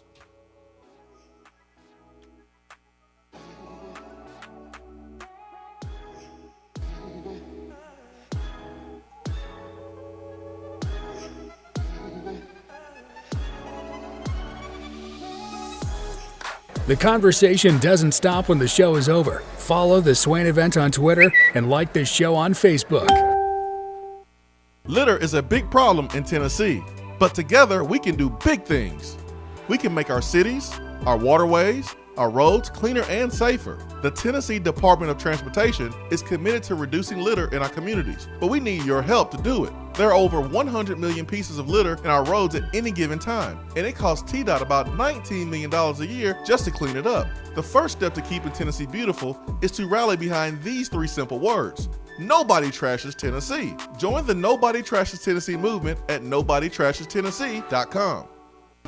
When you start your own business, you know that branding can make or break a new venture. That's why Swain Event relies on 42nd Street. 42nd Street is a strategy agency focused on finding creative, open-minded, results-driven solutions to brand design. After over a decade of operations in East Tennessee, the brand architects at 42nd Street have the experience and creative know-how to ensure the success of your business branding, logo, web presence, and more. To see a real-life example of their amazing work, you can check out our website at swainevent.com. Don't trust the branding of your business to just anyone. Check out my friends at 42nd Street online at 42st.com or give them a call at 865-382-7007. 42nd Street, brand, strategy, design. More and more Tennessee businesses are switching to Iris Networks for reliable, local, high-quality, high-speed business fiber internet. Iris provides direct internet access from 10 megs to 10 gigs with no payments for 90 days. Iris also offers next-generation business phones with work from anywhere capability from the mobile or laptop app. With local sales, support, and service, Iris is a partner in the community. Learn more at irisnetworkusa.com or call 865-448-IRIS. Iris Networks, a Tennessee business connecting Tennessee businesses. Out-of-town law firms have been swarming into East Tennessee lately. Firms from Memphis, Chattanooga, and Birmingham have stormed into the area. Wouldn't you rather do business with a local law firm? You know, a true neighbor. Marcos Garza and the pros at the Garza Law Firm are just that. They are our neighbors and friends that support local causes year-round. The Garza Law Firm works to serve you professionally on criminal matters, injuries and accident matters, and Social Security and disability filings. The Garza Law Firm is here for you at garzalaw.com. The Garza Law Firm. Let us help. Fellas, when it's time to freshen up that wardrobe, there's only one play to make, and that's to go see my friends at Mark Nelson Denim in downtown Knoxville. Find the latest in small batch denim in the heart of Knoxville. Denim isn't all they do though. Mark Nelson also does custom suiting and blazers. Let your personal style shine with Mark Nelson. If you don't have time to go shopping for yourself but still want that fresh look, then sign up for the NN Society. Let the experts handle the shopping and get $300 worth of merchandise for just $150 every other month. That's 6 times per year to keep you looking styling every day. Let Mark Nelson Denim help you be the best you, because when you look good, you feel good. Go to marknelsondenim.com. I know missing the show live is a bummer, but don't fret. You can catch up on the podcast posted daily on the app, online, and on iTunes. Awesome!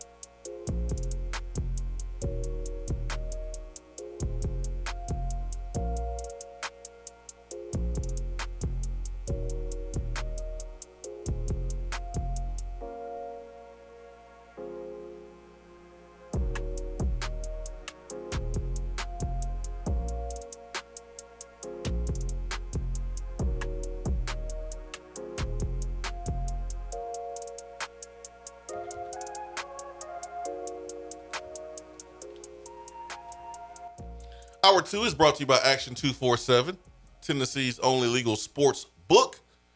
Action 247. Use the promo code Swain Event for a 50% match on your first deposit up to $800, folks. That is Action 247. Ben McKee, Jason Swain, live from the Low T Center studio. Man, it is Friday. Woo! Party on a Friday. Let's get it. Let's get turned, man. I'm going to turn up with Lane in Oxford. Man. May have to come bail me out. Forget Lane. Now, I want you to show out in Nashville. You and Carr. Carr's not there anymore. He's in Chicago. I know, but he is a Vandy alum. He's probably not claiming Vandy anymore after that logo change. I know. No, that's not the reason why. Because the trash? No, because when Carr wasn't playing in the league, Vandy ain't say nothing about him. With the Titans, now Vandy want to claim him. They want to be his friend now. Mm-hmm. That's all I'm saying. So you might have an ally in Carr. Anyways, Tennessee defense was the point of emphasis yesterday, as we heard from several defensive players as well as the defensive coordinator. Tim Banks mentioned a couple of guys yesterday, and man, got a chance to see Jordan Phillips, who don't look like a freshman. But that's the way it's supposed to look. That's the way it's supposed to be. You're supposed to come in here looking like that you're a couple of years away from retirement. That's when you know Tennessee is getting good players. But Jordan Phillips, Elijah Herring, Byron Young, a few guys that spoke to the media, Ben and Byron Young, it's about eliminating his weaknesses, is what he spoke about, and doing everything that he did really well last year, doing it even better, getting off the ball faster. It was pretty fast last year, but being even better. A lot of pressure on him to be a menace in the backfield for Tennessee. A lot of pressure on him. There is a lot of pressure on him, and you hit the nail on the head with what his sentiment was yesterday as he enters spring practice for the second year at Tennessee. Tim Banks, he spoke highly of some other linebackers. I know Byron is an edge rusher, but Tim Banks did speak on Elijah Herring and Jawan Mitchell, two inside linebackers. He said Elijah's such a great kid, super competitive, good size, athleticism, but just the way he goes about his business day in and day out. We thought we would get that, but sometimes you don't know until you actually get a chance to open up the present, and he has not disappointed that way. He's just a kid who wants to please, wants to do things the right way, great energy in the weight room, great energy on the field. We are super excited, obviously, that he's here. We think there's great things on the horizon for him. So Elijah Herring continuing to generate a little bit of buzz. We tried to discuss Jawan Mitchell, and I say try because he's just a big question mark.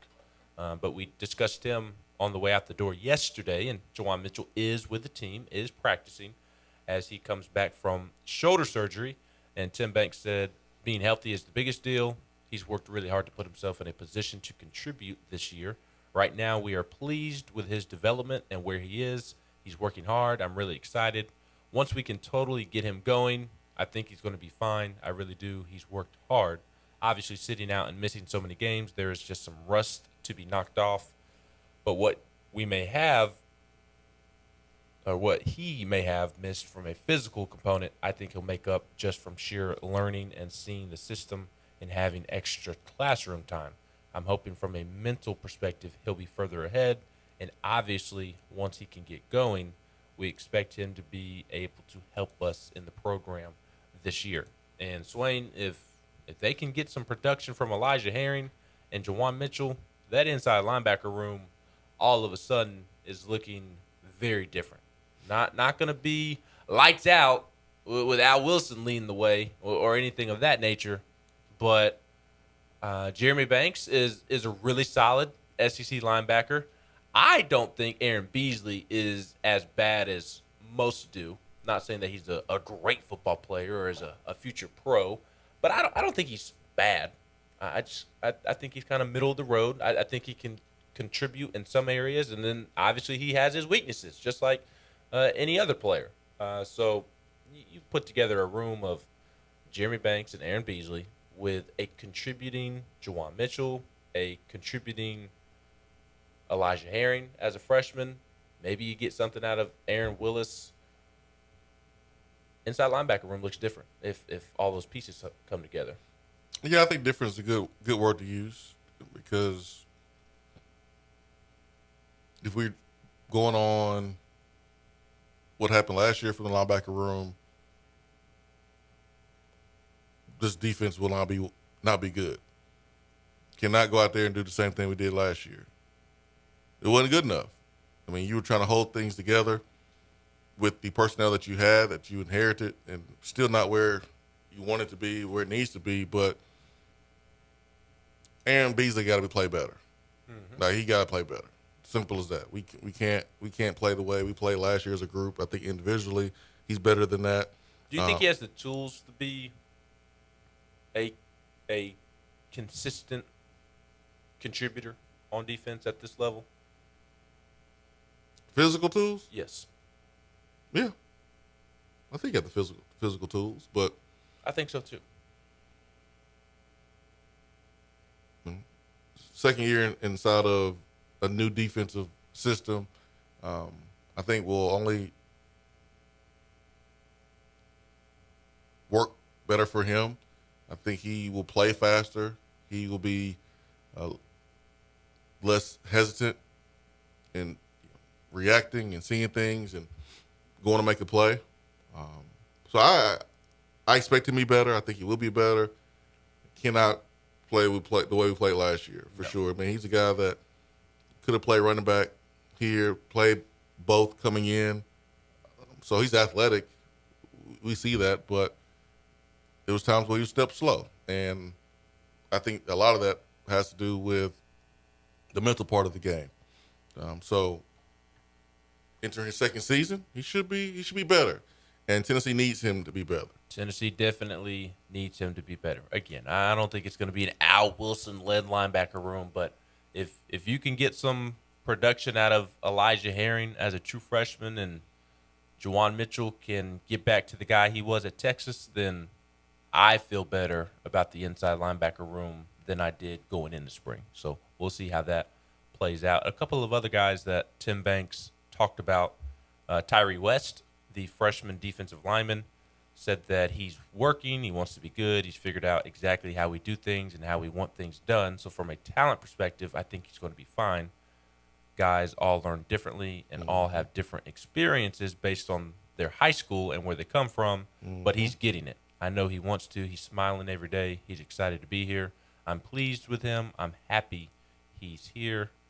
With Jordan Phillips and how much going through bowl practices in December helped him, Tim Banks said it's been good.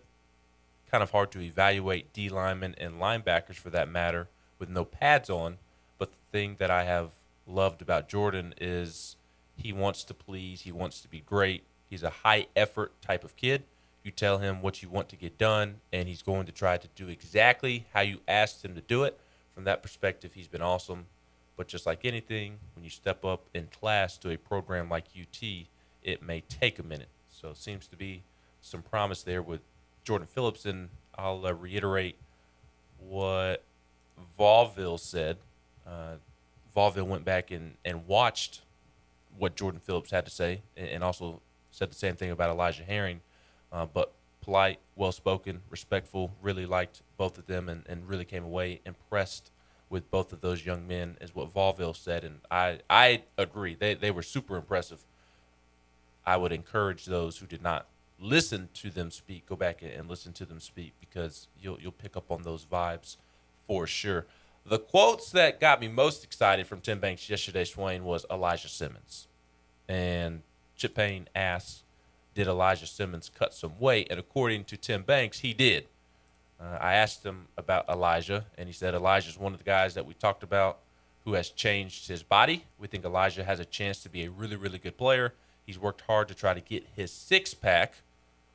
His body is slimmed down, which has obviously given him the ability to move a little bit better, show a little bit more explosiveness. He's always been a strong kid, and he's naturally a big kid anyway. Being beat up a little bit last year did not help his cause, but he's been committed. He really has been. He's one of the guys I was thinking about when you talk about off-season and being committed to putting the right things in your body, and you can kind of see it from how his body fat has changed. We're hoping that he can obviously stay healthy, which we think he will because of how he slimmed down. But so far, and again, it's only been 2 days, but the fact that his body has changed the way it has tells me that he's headed in the right direction. So that is great news to hear, that Elijah is committed to putting good things in his body, the right things in his body, because whenever I hear those type of comments, I always think about your story that you tell of your teammate who had to be kept away from a campus establishment. Yeah, I think the strongest indicator that a player is committed, bought in, is how they take care of their bodies. You have a set goal of weight that the coaches want you at, whether you're too small and you got to gain weight or whether you're too big and you need to lose weight. And it takes discipline to either cut weight or to gain it. And anybody can get on the football field and run, do sprints and lift weights. Like, that's something that you've done since high school. Like, you can't play this game if you don't lift weights and be in condition. That's like, everyone can do that. But now when you're being asked to not do something that you've been used to doing your entire life, which is snack at a certain time or eat a certain thing, for some guys, it's a big change. And this is you and you. It's you versus you. That's the challenge for guys like Elijah Simmons or guys like Jalen Hyatt, Emmanuel Mosley, Khalil McKenzie. He had to drop some weight when he was here. What I mean by you versus you is when you're in an environment like in the weight room, there's too many people around hyping you up. There's too much energy for you not to match other people's energy. You can't get on the bench press and not go hard when you got everybody around you hyping you up. You can't be the guy who's last on the sprint when you are running with your group. Can't do it. Because the pressure of your peers will get to you. But when it's just you in your apartment and it's 9 o'clock and your stomach start growling and nobody's watching, it's hard, man. Nobody will know in that moment that you put yourself ahead of the team. But when you get on that scale and the numbers are the same. Or when you show up the next morning for workouts and you got bubble guts. It's going to show up. Body weight is the biggest indicator of how serious a player is. If there's a goal set for him to lose or gain a certain amount. Show up to the NFL team and you 20 pounds overweight, 15 pounds overweight. They already know you ain't doing anything. They know that you didn't take care of your business at home. They know that. You can't lie about it. Well, see what happened was, it was a high carb salad. What? A high carb salad? Man, if you don't get out of here with that, you can't lie about that. So that is tough. And Elijah Simmons, that's I ain't gonna say it's attaboy worthy on this program. I think it is. It's difficult to do, man. On this show, it is attaboy in the context of that locker room and their goals. On this show, we don't give attaboys for things like that. It's usually bigger, but it is an attaboy in that locker room. Like, if you are his teammate, man, good job, because that's tough to do. Yes. If you are the nutritionist, you are in the weight room, that is a good job. That's difficult. It's hard, and I throw myself in that same boat. It's why 60% of the population in the U.S. is obese. It's hard. Yep. Last night, 10:30, 11 o'clock. You was creeping? My stomach starting to growl. You just creeping? What you get, man? What you snack on? Kari's wife hooked me up with some Thin Mints. You know, nowadays you gotta have a plug to get some Girl Scout cookies. We got some in the freezer. I ain't touched them. My wife likes them in the freezer. I don't. I don't dislike them, but I prefer them not to be frozen. But I know that's obviously a thing. My wife is obsessed with them being in the freezer. I don't know where they came from either. But you know, back in the day, you could roll up to the commissary on post, and you have like 4 different Girl Scout. What are they called? Tribe? They're not a tribe, but troop. Yeah, little troop. Little troop. Mm-hmm. You know, they'd all be posted up in front of the PX on post or ready to jump in front of the commissary. Ready to jump you. Ready to jump you as you're walking in those doors. Now you can't find them anywhere. I mean, every now and then you'll see one. You can't find a Girl Scout stand anywhere to get some Girl Scout cookies. You got to know somebody that is a Girl Scout to do it online. And so thankfully, Kari's wife hooked me up because I think it's her niece was selling Girl Scout cookies, and she hooked us up with some Thin Mints. And it's 10 o'clock last night, 11 o'clock. I was hungry. Boy, I opened one of those sleeves. I smashed that sleeve. The whole sleeve? Yes. It's easy to do. Don't judge me. It's easy to do. Look, I was reading. I was watching basketball, and the next thing I know, the sleeve of Thin Mints were gone. Don't judge me, okay? Don't blame me. I ain't judging you. But I'm also not Elijah Simmons, who is, in my opinion, the X factor on the defense.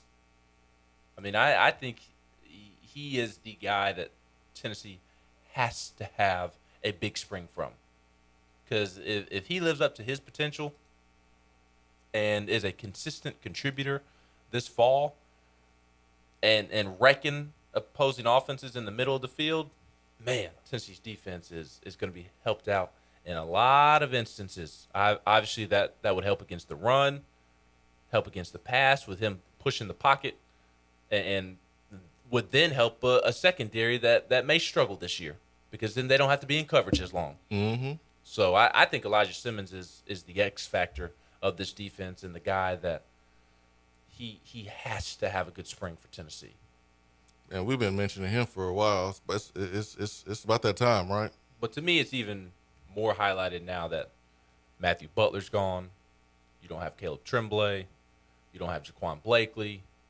Like, he is the guy now. Him and Amari Thomas. They need those two to have big off seasons.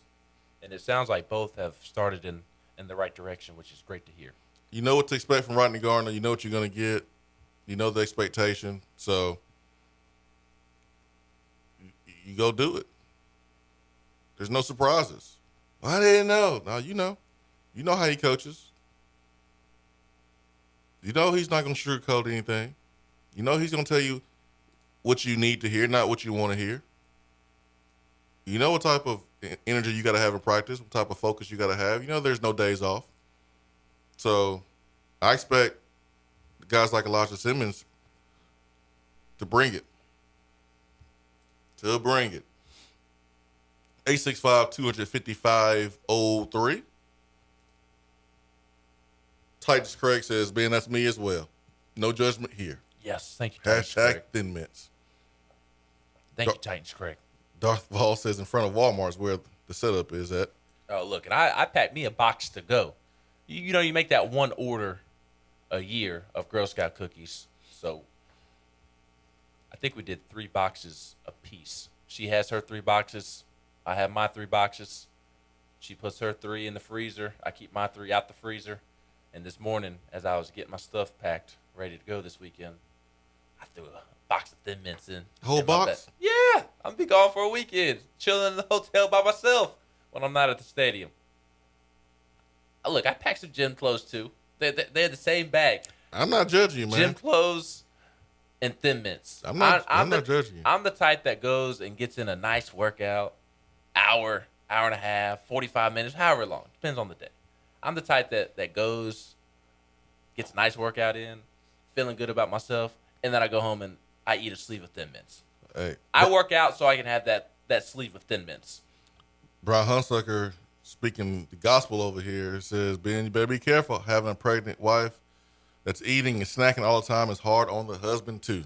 I know. It's been I've had to dodge some bullets lately. This month she's been craving sweets. So I've had to make some runs to fast food restaurants to get her a milkshake or a slushie or something along those lines, or run to the grocery store, get her a thing of brownies, and I've had to dodge some bullets. Look, Monday through Friday I try to eat right, drink water, but she's not helping. You gotta have eye discipline. Bulldog Brian says, joke of the day. A Georgia, Auburn, and Florida fan are climbing a mountain and arguing about who loves his team more. The Auburn fan insists that he is the most loyal. This is for Auburn, he yells and jumps off the side of the mountain. Not to be outdone, the Georgia fan is next to profess his love for his team and yell, this is for the dogs, and pushes the Gator fan off of the mountain. I like a nice dad joke on a Friday, Bulldog Brian. It's a good dad joke. I've heard that joke a couple times. Just I've never heard that joke before. Different teams use. Yeah, absolutely. It's a good one. It's a good one.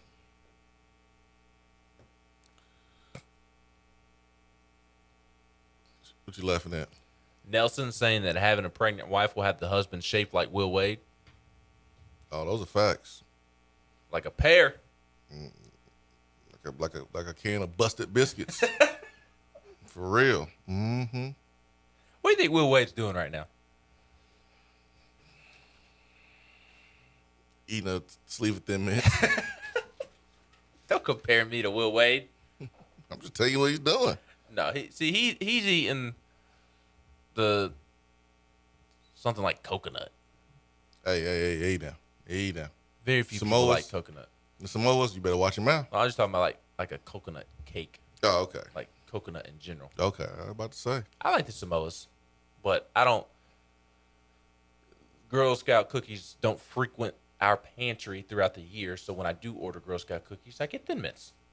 Yeah, I haven't touched one Girl Scout cookie. It's like Sure. It's like my thought process. Congratulations, you're 3 months in. Hopefully, you can make it the next 9 months. Well, I ain't high on sweets like that. I know. My. Do you like Thin Mints? Because it's chocolate, but it's not. It's more like mint chocolate. I like Thin Mints. Why I ask because I know you don't really like chocolate. Yeah, I mean, it has to be something else. Like I can do a couple of them. That's about it. But I just haven't had the urge to get any. And I know like they're not open, so if I open it, it's gonna be telling on myself. Now if it's already open and there's 10 in there, and I get one, and no one's gonna know. But I really don't want any, so we're good. Here come Nelson. We're trying to have a conversation, and Nelson's over here talking about recruiting. Golly, man. Nelson says, let me find it again. Oh, yeah. What happened with Mitchell Agood? Posted yesterday. He was committing today. I know he was supposed to be on campus next month. You did see his top 3, didn't you? Miami. Washington. And Oregon. So he ain't coming here. Well, I think he's asking what happened to Tennessee. And I don't know. I think a lot of people were surprised by that decision. So Tennessee still needs another edge rusher. They'll have to find it elsewhere.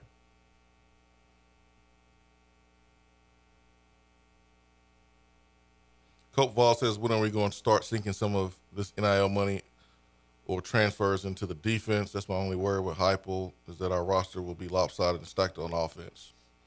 I mean, that's a fair concern at this point.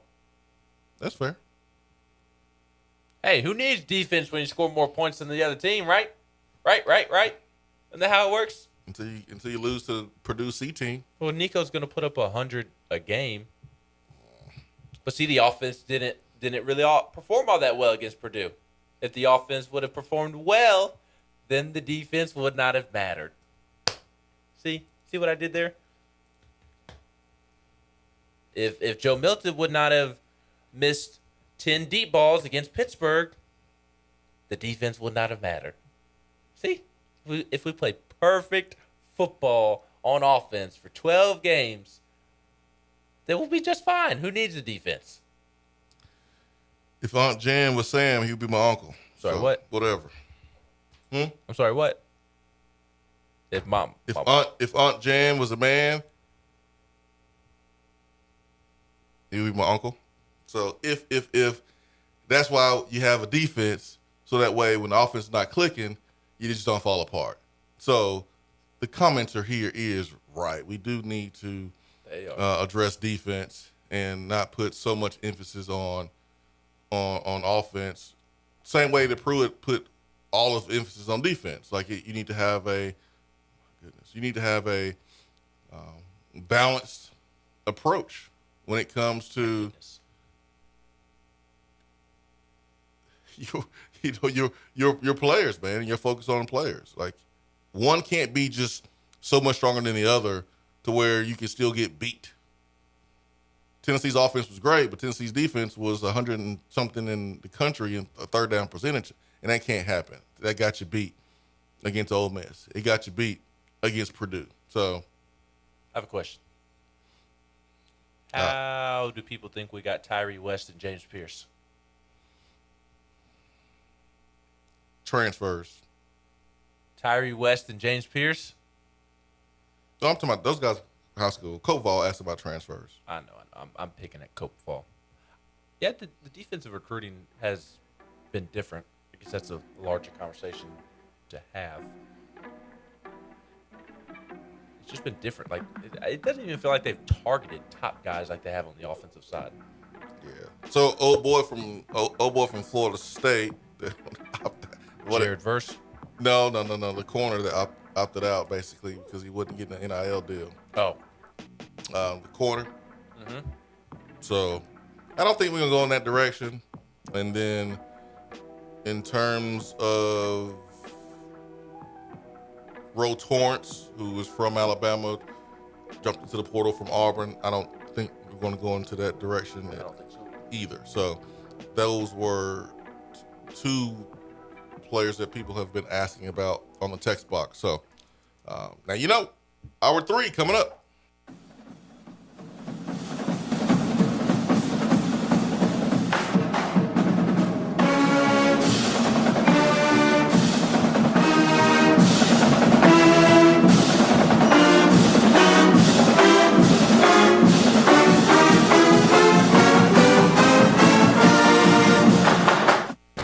Hour 3 of the Swain Event is brought to you by the Low T Center and lowtcenter.com. Do you know your numbers?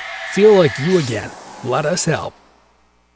Voted Best Barbecue in City View Magazine and a top 100 barbecue restaurant in the country, Dead End is a no-brainer when you are craving the smoky flavor of quality Q. Dead End makes it easy to enjoy their fantastic menu with online ordering and local delivery with Valet Gourmet. That's right, you can have Dead End brought to you. Can't think of the spread for your next event? Get Dead End to cater it. Check them out online, deadendbbq.com. Dead End Barbecue. The search is over. At Iris Networks, we know that business communication solutions are critical to your success. Since 1998, we've been helping businesses in East Tennessee by providing reliable and affordable high-speed fiber internet and voice solutions. That's why Iris Networks is your Tennessee communications partner. With internet speeds up to 100 gigs and work-from-anywhere solutions like mobile apps, video conferencing, and file sharing, we make sure you can stay connected to your customers and great communities we live and work in. Iris Networks, because just like you, Tennessee is our home. Out-of-town law firms have been swarming into East Tennessee lately. Firms from Memphis, Chattanooga, and Birmingham have stormed into the area. Wouldn't you rather do business with a local law firm? You know, a true neighbor. Marcos Garza and the pros at the Garza Law Firm are just that. They are our neighbors and friends that support local causes year-round. The Garza Law Firm works to serve you professionally on criminal matters, injuries and accident matters, and Social Security and disability filings. The Garza Law Firm is here for you at garzalaw.com. The Garza Law Firm. Let us help. Is that as low as you can go? Okay, thank you. Hello, is that as low as you can go? Okay, thank you. What are you doing? Calling around to get the best rate on a car loan. Why? Everyone knows Alcoa 10 is the best choice to purchase a vehicle or refinance your current loan. And with low interest rates and 90 days to your first payment, it's a no-brainer. You can even apply online and sign all the documents from the convenience of your home. Yeah, I don't know what I was thinking. Alcoa 10 Credit Union. It's so easy. Go to atfcu.com for details. Rates are dependent on credit score and equal housing lender. When you start your own business, you know that branding can make or break a new venture. That's why Swain Event relies on 42nd Street. 42nd Street is a strategy agency focused on finding creative, open-minded, results-driven solutions to brand design. After over a decade of operations in East Tennessee, the brand architects at 42nd Street have the experience and creative know-how to ensure the success of your business branding, logo, web presence, and more. To see a real-life example of their amazing work, you can check out our website at swainevent.com. Don't trust the branding of your business to just anyone. Check out my friends at 42nd Street online at 42st.com or give them a call at 865-382-7007. 42nd Street, brand, strategy, design. Fellas, when it's time to freshen up that wardrobe, there's only one play to make, and that's to go see my friends at Mark Nelson Denim in downtown Knoxville. Find the latest in small batch denim in the heart of Knoxville.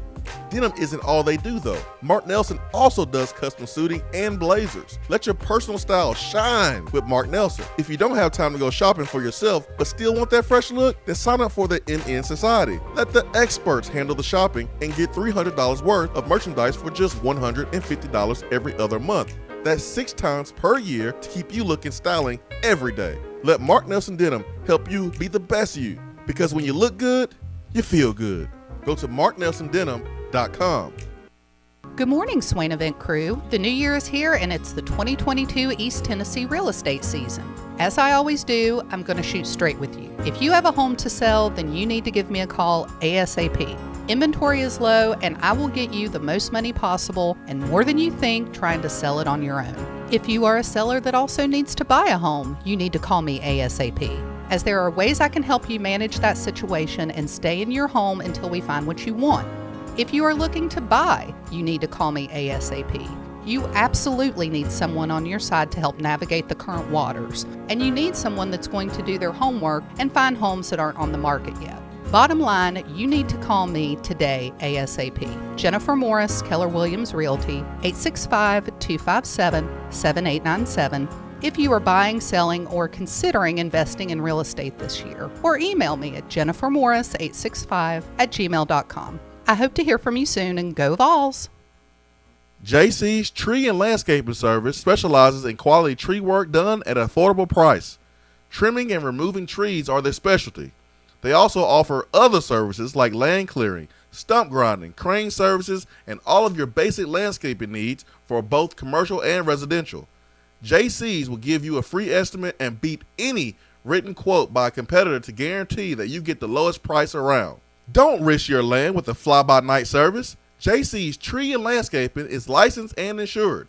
Give them a call at 865-599-3799. Hour 3 of the Swain Event is brought to you by the Low T Center and lowtcenter.com. Do you know your numbers? Feel like you again. Let us help.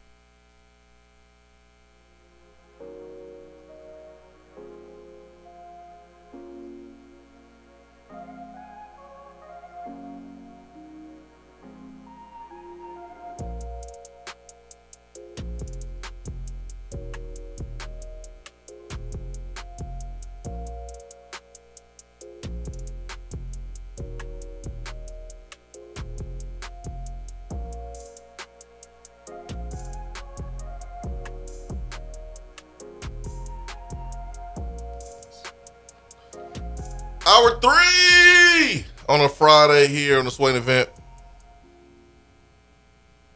Hour 3, powered by Low T Center and lowtcenter.com.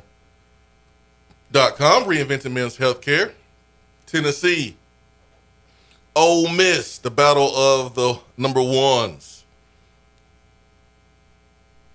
Starting today. The big difference between this team this year and team last year, we know this team can hit home runs. No difference there, besides the fact that we hit more now than anybody else in the country. But the pitching has been significantly better. And this is without Blade Tidwell. SEC play, we're right in the thick of it. Ben, when can we expect Blade Tidwell back, man? When can we expect him back? He ready to go? He tired of all of his teammates having fun? He want to have some fun too? He's about ready to go. He is about as close as you can be without getting the signature from the doc, if that makes sense. I wouldn't expect him this weekend, but I wouldn't close the door on it either. I would not be surprised if he makes an appearance this weekend. I'm not expecting him to make an appearance, but I would not be surprised if he did. I hope that makes sense. I think next week is more realistic. Did Mississippi try to recruit him something? Is Tony about to be petty like he was last series? No, nothing like that. I just think that Blade's ready to be back. Seth Halverson ready to be back. Tony, when meeting with the media yesterday, was asked about Blade Tidwell and Seth Halverson and said that both are in his face constantly about wanting to be back. They are ready to be back. This was Tony's full quote. It would be long toss, stretch it out, bullpen first, face our hitters first, and then pitch in some sort of game. So that's kind of what they're going off. Long toss, which is basically warming up. You see the guys warming up before the game, not throwing too far away from each other. Long toss is really extending the distance that you're throwing. So if one guy's on the foul line, then the pitcher being all the way out in center field at like the warning track, like long toss. You're tossing it a long way, pretty self-explanatory. And then you stretch it out a little bit more, and then you get into a bullpen, if not a couple of bullpens, and then you face hitters, and then in some sort of game. I don't know if Tony's referring to an actual game or if it's a scrimmage type of game within the team. But that was what he said. Both guys are literally in my face about, I don't need to be babied when it's back. I want to be in the fire. That's a literal quote. Tony Vitello said that. That's a literal quote, not me saying that. That's a literal quote. Tony Vitello said that.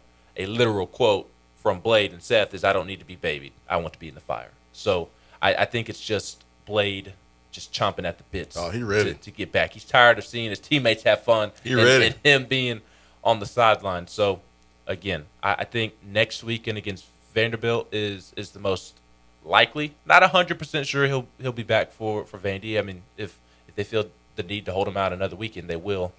But I think next weekend is most likely. But I wouldn't shut the door on him making an appearance this weekend. It would not surprise me, though I do not expect it. I think things are really progressing well. I mentioned last Monday, 2 weeks ago, the Monday after the SEC basketball tournament, that it was a possibility we could see him against Ole Miss. It remains a possibility. I had felt less confident about that earlier in the week because of what I had heard about his bullpen last week. Not that anything went wrong, but his velo didn't sound like it was at a good spot. But that was because of him not giving max effort. It wasn't because his arm was bothering him, and that's why I was a little less confident. But that didn't seem to be an issue like I thought it may. So we may see Blake Tidwell this weekend. And then Seth Halverson isn't too far behind him. Poor kid. His arm snaps while he's throwing a bullpen in December, January. Snaps. Fractured arm, which is cringeworthy. I cannot imagine being in the facility watching that happen. That would be nasty to watch. Coming back, about to be back, and then he has to have his wisdom teeth pulled. So, Seth Halverson. It must have been bad. The fractured arm? Well, the wisdom teeth. Yeah, well, I mean, it just kind of set him back a couple of days. Yeah.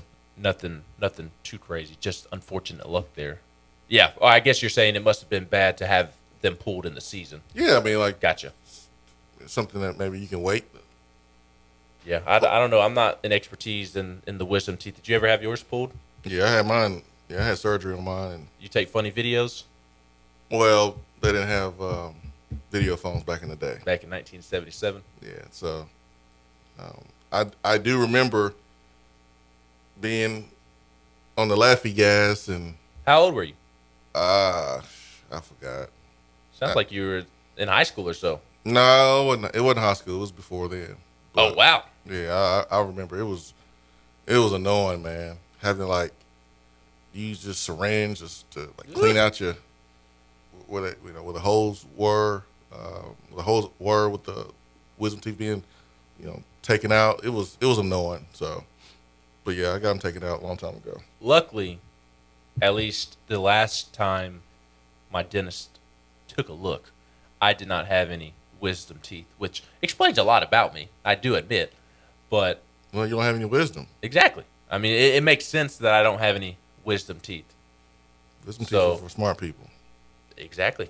This is why I struggle. Chip Payne said earlier that the best thing you ever did was get away from me because I bring down your show on a daily basis. So I don't know why you would want to work with somebody who lacks wisdom. So I'm glad you're moving on to somebody who does have wisdom. Well, I guess we don't know if he has wisdom. Did you ask him in the interview process whether he had his wisdom teeth pulled or not? Because that's very telling as to who you'll be working with and whether they have wisdom. I just figured that Josh got a bunch of gray hair, that he's pretty smart. Fair enough. But to conclude the Blade Tidwell conversation, Tony said Blade threw this morning, a.k.a. referring to yesterday morning, and he's not very far off at all from being able to see game action. Seth was ahead of him, but has had a couple of setbacks, the main one being his wisdom teeth being pulled, so missed a few days of throwing there, but he won't be far behind Blade. I don't think so, and I haven't heard of an updated timeline on Halverson, but that Monday that I referenced when I said it was possible that Blade could throw this weekend, I had heard Vandy for Halverson. So Blade against Ole Miss possibly, Halverson against Vandy. We'll see what ends up playing out. Maybe Halverson's against his old team. That'd be funny if he makes his Tennessee debut against Missouri, the team that he transferred from. That would be pretty funny. But he gonna play against Missouri. Yes. You know he gonna play against Missouri now. You know Tony Vitello's gonna put him out there. Yeah. Remember, y'all could have hired me. Remember, you could have hired me. I only played for you for this program, but you ain't gonna hire me. All right, we gonna clap them cheeks like Josh Heupel clapped them earlier or later last year. That's what we're gonna do. Yeah. Not only do you have the whole Missouri decided not to hire Tony V to be head coach, and Tony's from St. Louis, from Missouri, grew up watching Missouri athletics. You have that aspect of it. But then also, it's been told to me that Seth Halverson has a little bit of craziness to him and get after you. A little Drew Gilbert. I like it. A lot of Drew Gilbert to him, that he's a maniac. So you have the Tony Vitello aspect of it, but then Seth Halverson's also going to want to pitch against his old team and get at him. So I'm fascinated to just see how Tony and Frank Anderson, the pitching coach, manages this situation, because Chase Burns, Chase Dolander, Drew Beam, none of them really deserve to come out of the rotation. And from the start, Blade and Halverson will more than likely be coming out of the bullpen, especially Blade. Halverson was always going to be a bullpen arm, so that's not even really a conversation. But Blade, I think he'll start at an inning and then, work from there. But I don't I don't know if we've reached a certain point in the season to where Blade will just continue to come out of the bullpen. But if they have intentions of getting him back in the rotation, you're not taking Chase Burns out. That's a fact. So do you take Chase Dolander out, who leads the SEC in strikeouts, or Drew Beam, who's in the race for SEC Freshman of the Year? So I don't know. Good problem to have. Yes, a great problem to have. Good problem to have if you are Tony Vitello, the best recruiter in collegiate athletics in the country. Spot the lie. I see no lies spotted. By the way, quick prediction for the weekend. I think Tennessee takes 2 of 3. I think Tennessee takes 2 of 3. And to give a general synopsis of why I feel that way, a brief reasoning. If you want a more detailed reasoning, go in Swain's podcast feed, find the Diamond Vols podcast from Wednesday. Eric and I break down the game more in depth, break down the series more in depth there. But just a general synopsis. Ole Miss has one of the best lineups in the country, and Tennessee also has one of the best lineups in the country. The difference, I think, will be that, in my opinion, Tennessee has more arms that can be thrown against Ole Miss's lineup that could potentially limit Ole Miss's great lineup, whereas on paper, I don't see a lot of great Ole Miss arms that theoretically will be able to slow down Tennessee's lineup. Ole Miss's bullpen really got hit hard last weekend against Auburn. They're starting pitcher, really only one of them's been good so far this season, and that's their guy that's going to be pitching tonight. He's a transfer from Texas A&M, Corpus Christi. The Islanders, as we learned a couple of weeks ago. The Islanders, yep. It's a real island. Yeah, so he'll be pitching tonight, and he's a lefty, so he should be pretty good. He has an ERA under 3. Tomorrow night, they're throwing a guy, Derek Diamond, which is an awesome name. It's a great wrestler's name. Yes, absolutely. But he's got an ERA over 5, and he gives up a lot of hits. And then their third starter is in question. So, and I don't think the atmosphere is going to be an issue for Tennessee. I don't. I think Tennessee is going to be able to handle the atmosphere fine. I would be very surprised, like I said earlier, if the atmosphere rattles Tennessee. I would be very surprised if Drew Gilbert and Evan Russell and Redmond Walsh and Luke Lipsius are fazed by the atmosphere. So I do think Tennessee wins this weekend because I think they have more arms that can compete against that Ole Miss lineup than Ole Miss has arms that can compete against the Tennessee lineup. So you mean tell me that swing, batter, bat, swing, batter, bat, swing, batter, bat, swing, that won't affect them? The old school heckling of the youth ballparks? No, I don't think so. And Jordan Beck's going to catch absolute hell. I've detailed the student section out there in right field. It's going to be deep out there. There's going to be a whole lot of students who will be intoxicated. First pitch is 7:30 Eastern tonight.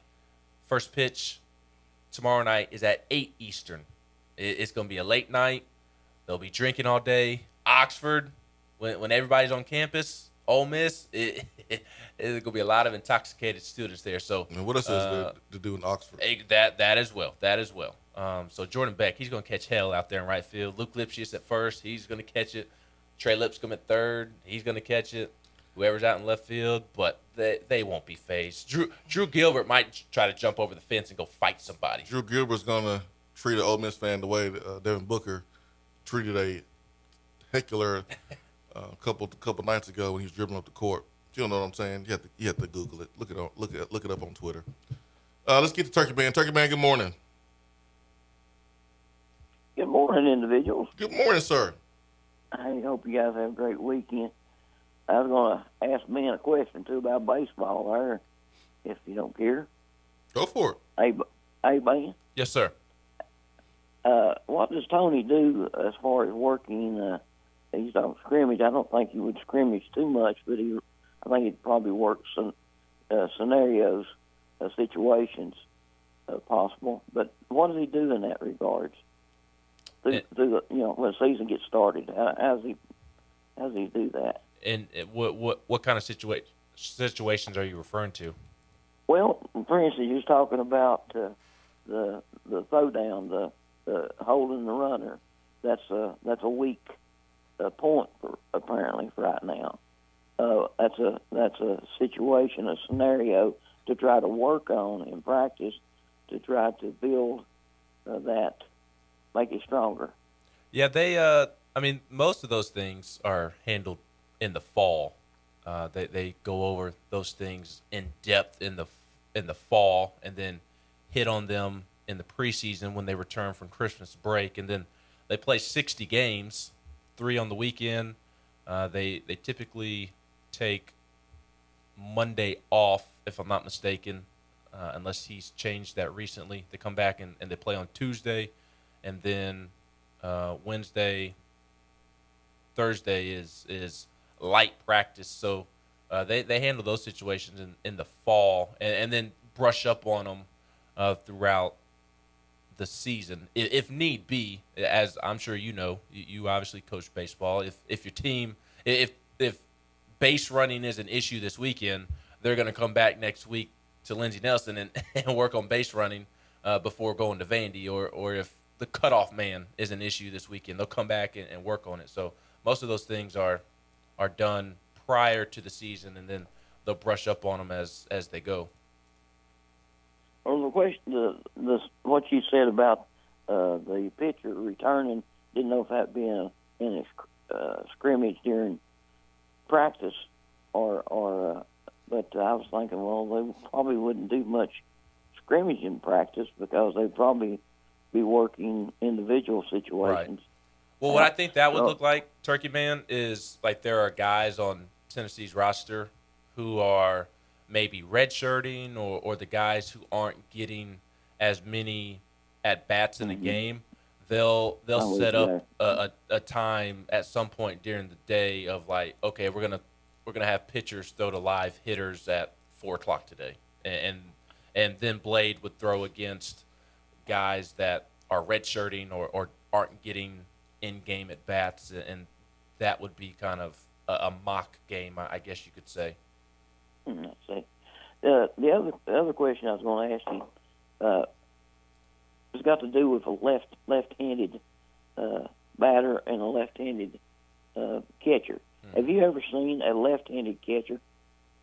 No. Not at a level. Not in college or professional level. You probably never will. Well, the reason I was saying that is you know why. I mean, mainly everybody bats right-handed, but that's kind of changed. Next question I want to ask you: how many do we have that bat left-handed or switch it? I would have to look at the roster, and I appreciate the questions, Turkey Man. Hope you have a great weekend.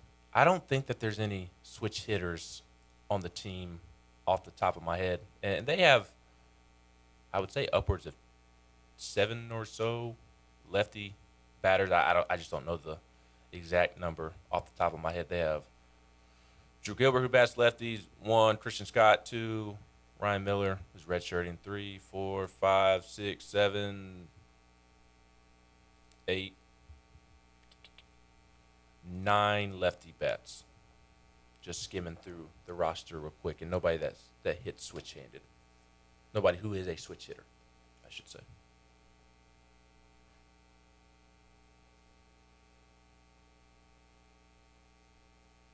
Thanks for educating us, Ben. Appreciate you. You're welcome. Bulldog Brian says Mercer's number 2 in the nation for home runs behind the Vols. Hopefully those bats are cracking starting today and through the weekend. I did see what Morgan Wallen bodied Lane on Twitter from VFL 99 on text box. Which I think, what was he saying, that Heupel could use like a quality control coach or a quality offensive coordinator? Because Tennessee already has a quality offensive coordinator. So I think Morgan accidentally threw Alex Golesh under the bus. Because we need the quality control. Exactly. And I hope that's what Morgan meant. But he said quality OC. Heupel already has a quality OC. So I think he accidentally, like, I appreciate it because he was saying that Lane should be an OC. Well, he's in too big of a role. Golesh already told him no, so that is true. And Brent Hubbs and the VolQuest crew had some notes on Alex Golesh not being one of the least paid SEC offensive coordinators here in the near future, or no longer being one of the least paid SEC OCs here in the near future. You've seen a lot of extensions lately. Rick Barnes yesterday, as we discussed. 2 days ago, I think it was, Brian Pinsky, the soccer coach who has been terrific. Mm-hmm. He got an extension. Eve Rackham, the volleyball coach, she got a extension. Tony Vitello got one after Omaha. Of course he got one. And, to me, it's a little bit weird that folks were upset that football coaches who went 7-6 didn't get a raise or an extension, but had a problem with the coach who won an SEC title for the first time in 43 years got a 1-year extension. I think that's a little weird, but I do think you'll see some assistants announced for raises and extensions here soon. Boy, that makes no sense to me. Like, I realize that Tennessee overachieved in year one under Heupel. I recognize that. I really do. And Alex Golas should be getting paid more than he is. I recognize that, but it's also, to me, a little bit weird that why are we clamoring so hard for coaches after 1 year who went 7-6, even if they did overexceed expectations, getting raises and extensions? Well, especially when you're trying to compare it to the coach who just won an SEC title for the first time in 43 years. Am I crazy for that? No, you're not crazy. I mean, if you look at it that way, I think it's pretty fair way to look at it. I mean, if you give a coach a extension after every single year, well, I mean, what's the incentive to? I mean, you gotta go do something to get a raise.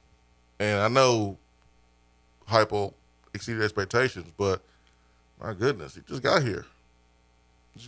And this conversation always is uncomfortable because I don't really count people's money. They can come out of my pocket, so I don't really care. Go get your money. If somebody want to pay you and they're willing to pay you, then cool, man. That means you're worth it.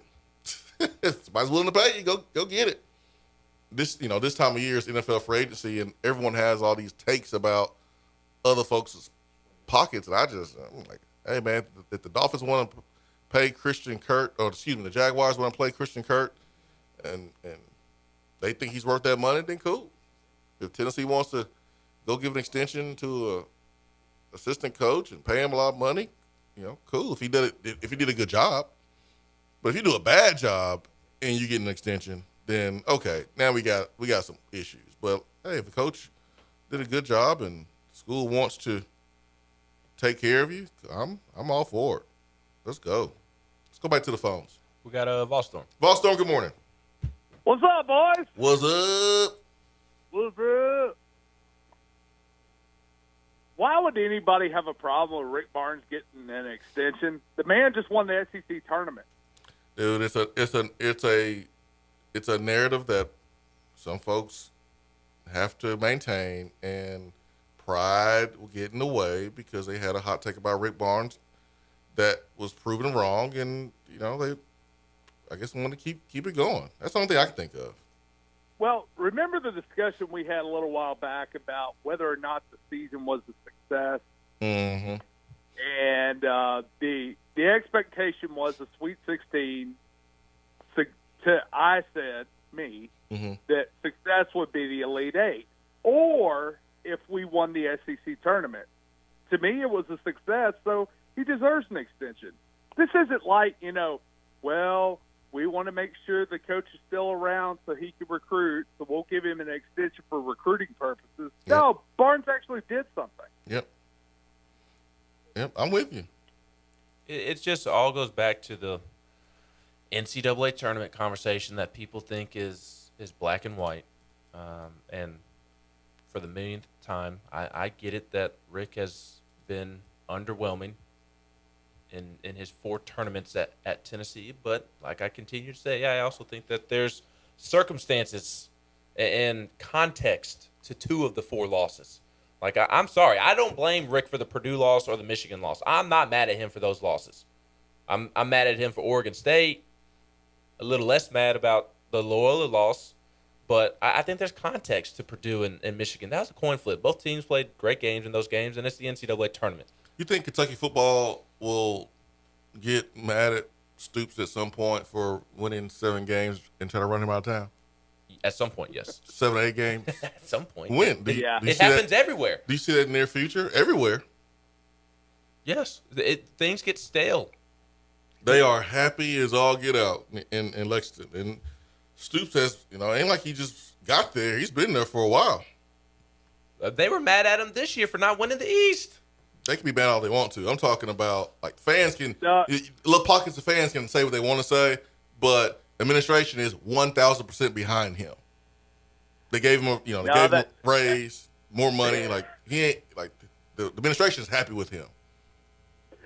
Yeah, but they still mad they lost to Tennessee. I know. They do feel bad. And you do have pockets of fans who are going to say what they're going to say.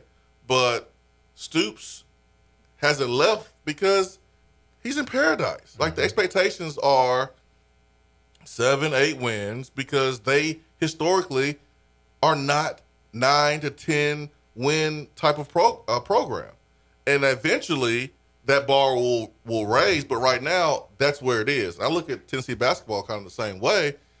Is folks over here acting like we got a history like UCLA or Duke or North Carolina, that it's just unacceptable to go to the tournament every single year, and how dare you get to the tournament every single year and lose a little bit early. I would understand it a lot more if there was a bar that was set for decades and decades. And I know people don't want to hear that.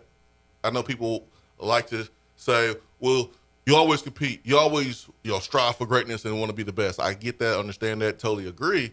But what Barnes is doing in Tennessee in basketball is kind of what I see Stoops doing in football. Now, I will say, and sorry to cut you off. No, I'm done, man. Well, I'm taking over Volstorm's call, and I apologize. I know he'll forgive me.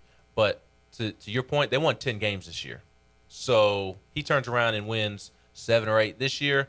I think that there will be a segment of that Kentucky fan base mad at Stoops because they return all this stuff on offense, all this stuff on defense, and new hires or whatever after one left for the Rams. There will be a segment of the Kentucky football fan base that is disappointed in Kentucky going 7 or 8 or mad at Stoops for going 7 and 8. Mm-hmm. There is the segment of Tennessee's basketball fan base that is just routinely pissed off at Rick Barnes. There's always going to be a loud minority. And that's where it is. You dead on with that. It's a loud minority. It's just like with Tennessee basketball. People don't remember the late 80s and 90s when if we got into the tournament, we were thrilled, absolutely thrilled, just to make it in, just to even get to a playoff, a play-in game would be a thrill back then. Whereas now, getting in the tournament is the expectation.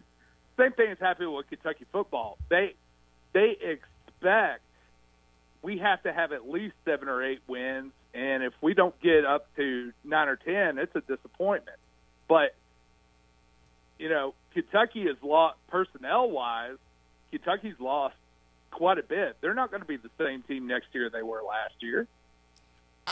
I would say Kentucky would be thrilled to get to a bowl game. Now I think it's expected for them to get to a bowl game. Yes. It's the expectation up there. And, Stoops has done a good job, but Kentucky's never going to be that upper level. They're just not. And their expectations should change. Where they are. Yeah, absolutely. Just like it did with Rick. Yep. And Tony. Tony's got new expectations. Yes. Bruce Pearl changed the expectations for Tennessee basketball. Yeah. And Rick Barnes has done a good job of maintaining the expectations we had from him. Not so much with Tyndall and Konzo, but between Pearl and Barnes, the expectations have completely changed toward this program. It's okay for some constructive criticism or to be upset that you lost. Right. That's totally fine. It's okay if Ben and I start arguing. Where you cross the line is when someone throws a punch. The line being crossed here is when folks talking about trying to replace Rick Barnes. It's like, whoa.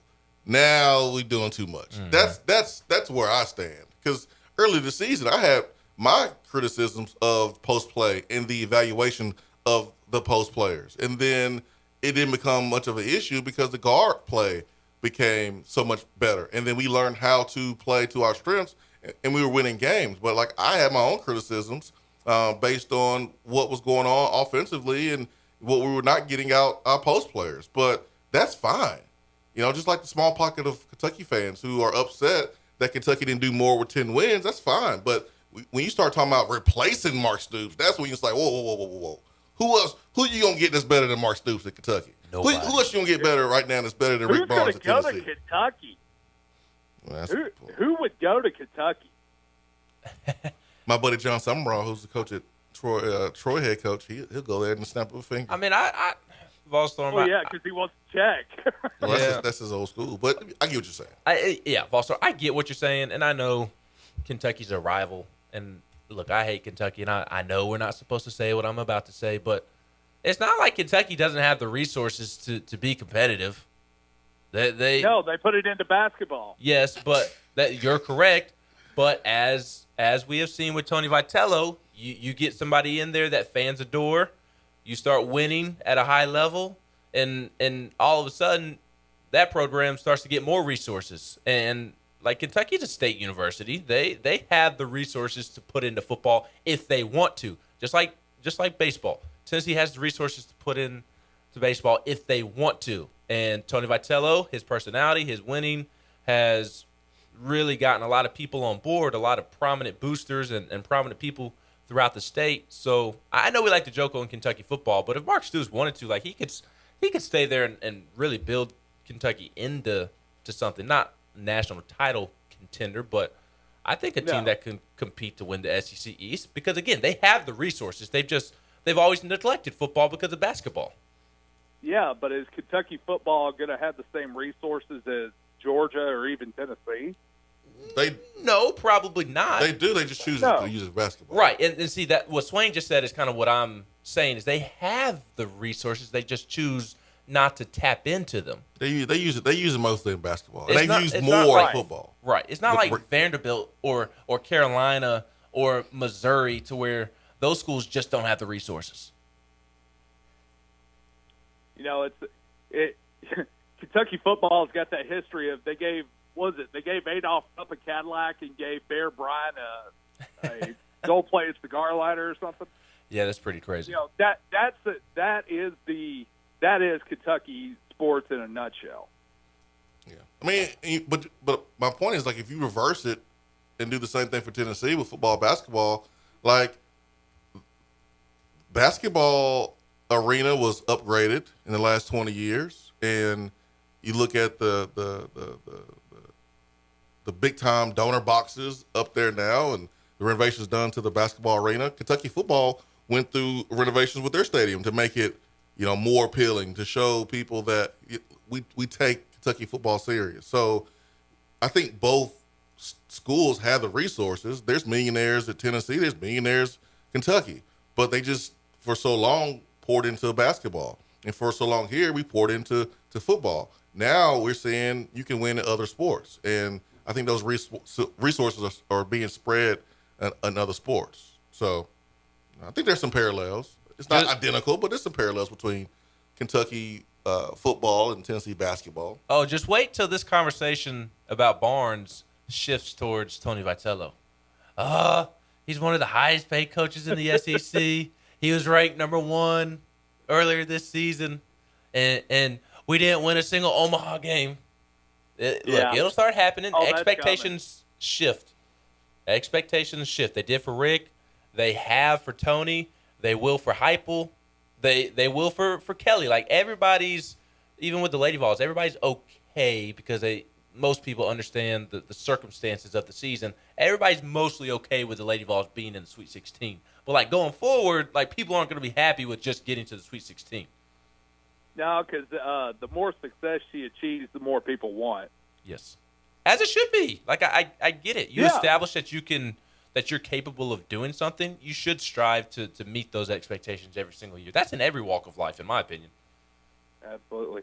Hey, guys, before I go, Ben, you keep eating those late-night Thin Mints. You're going to have the same profile as your wife. See you, boys! Which is weird because I thought you were going to say have the same profile as you. You ain't right. He started it. You did finish it, though. You finished it. You did that. 865-255-03. One more break for the week. And it's the weekend, folks. Tennessee, Ole Miss today. Ben called it. 2 dubs out of 3. I'm rolling with Ben on that one, too. Let's go. The real number 1 team. Swain Event.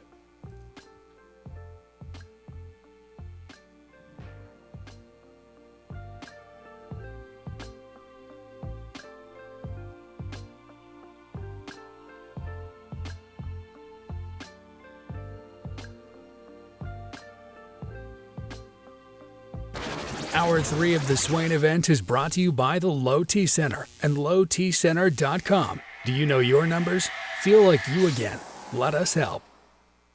Voted Best Barbecue in City View Magazine and a top 100 barbecue restaurant in the country, Dead End is a no-brainer when you are craving the smoky flavor of quality Q. Dead End makes it easy to enjoy their fantastic menu with online ordering and local delivery with Valet Gourmet. That's right, you can have Dead End brought to you. Can't think of the spread for your next event? Get Dead End to cater it. Check them out online, deadendbbq.com. Dead End Barbecue. The search is over. At Iris Networks, we know that business communication solutions are critical to your success. Since 1998, we've been helping businesses in East Tennessee by providing reliable and affordable high-speed fiber internet and voice solutions. That's why Iris Networks is your Tennessee communications partner. With internet speeds up to 100 gigs and work-from-anywhere solutions like mobile apps, video conferencing, and file sharing, we make sure you can stay connected to your customers and great communities we live and work in. Iris Networks, because just like you, Tennessee is our home. Out-of-town law firms have been swarming into East Tennessee lately. Firms from Memphis, Chattanooga, and Birmingham have stormed into the area. Wouldn't you rather do business with a local law firm?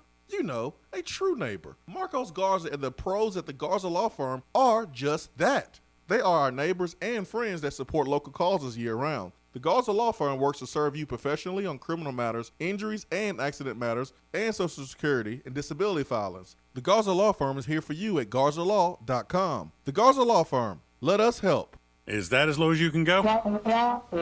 Okay, thank you. Hello, is that as low as you can go? Okay, thank you. What are you doing? Calling around to get the best rate on a car loan. Why? Everyone knows Alcoa 10 is the best choice to purchase a vehicle or refinance your current loan. And with low interest rates and 90 days to your first payment, it's a no-brainer. You can even apply online and sign all the documents from the convenience of your home. Yeah, I don't know what I was thinking. Alcoa 10 Credit Union. It's so easy. Go to atfcu.com for details. Rates are dependent on credit score and equal housing lender.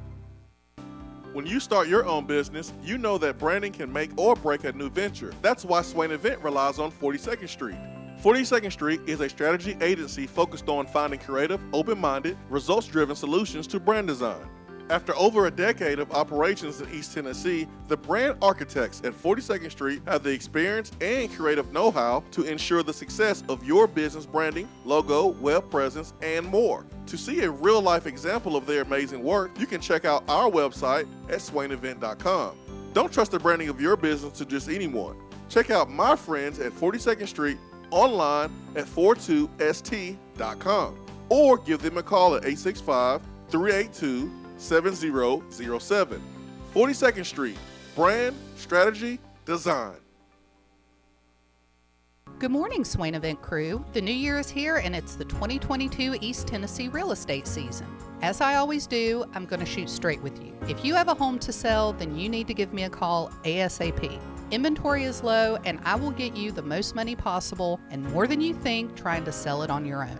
If you are a seller that also needs to buy a home, you need to call me ASAP, as there are ways I can help you manage that situation and stay in your home until we find what you want.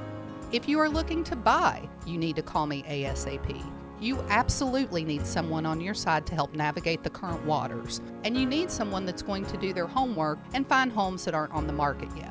Bottom line, you need to call me today ASAP. Jennifer Morris, Keller Williams Realty, 865-257-7897, if you are buying, selling, or considering investing in real estate this year, or email me at jennifermorris865@gmail.com. I hope to hear from you soon, and go Vols! Fellas, when it's time to freshen up that wardrobe, there's only one play to make, and that's to go see my friends at Mark Nelson Denim in downtown Knoxville. Find the latest in small batch denim in the heart of Knoxville. Denim isn't all they do though. Mark Nelson also does custom suiting and blazers. Let your personal style shine with Mark Nelson. If you don't have time to go shopping for yourself but still want that fresh look, then sign up for the MN Society. Let the experts handle the shopping and get $300 worth of merchandise for just $150 every other month. That's 6 times per year to keep you looking styling every day. Let Mark Nelson Denim help you be the best you, because when you look good, you feel good. Go to marknelsondenim.com. JC's Tree and Landscaping Service specializes in quality tree work done at an affordable price. Trimming and removing trees are their specialty. They also offer other services like land clearing, stump grinding, crane services, and all of your basic landscaping needs for both commercial and residential. JC's will give you a free estimate and beat any written quote by a competitor to guarantee that you get the lowest price around. Don't risk your land with a fly-by-night service. JC's Tree and Landscaping is licensed and insured. Give them a call at 865-599-3799. If you want to get in on the conversation, call the Iris Networks hotline at 865-200-5503. Grow your business with Iris Networks high-speed fiber internet. IrisNetworksUSA.com.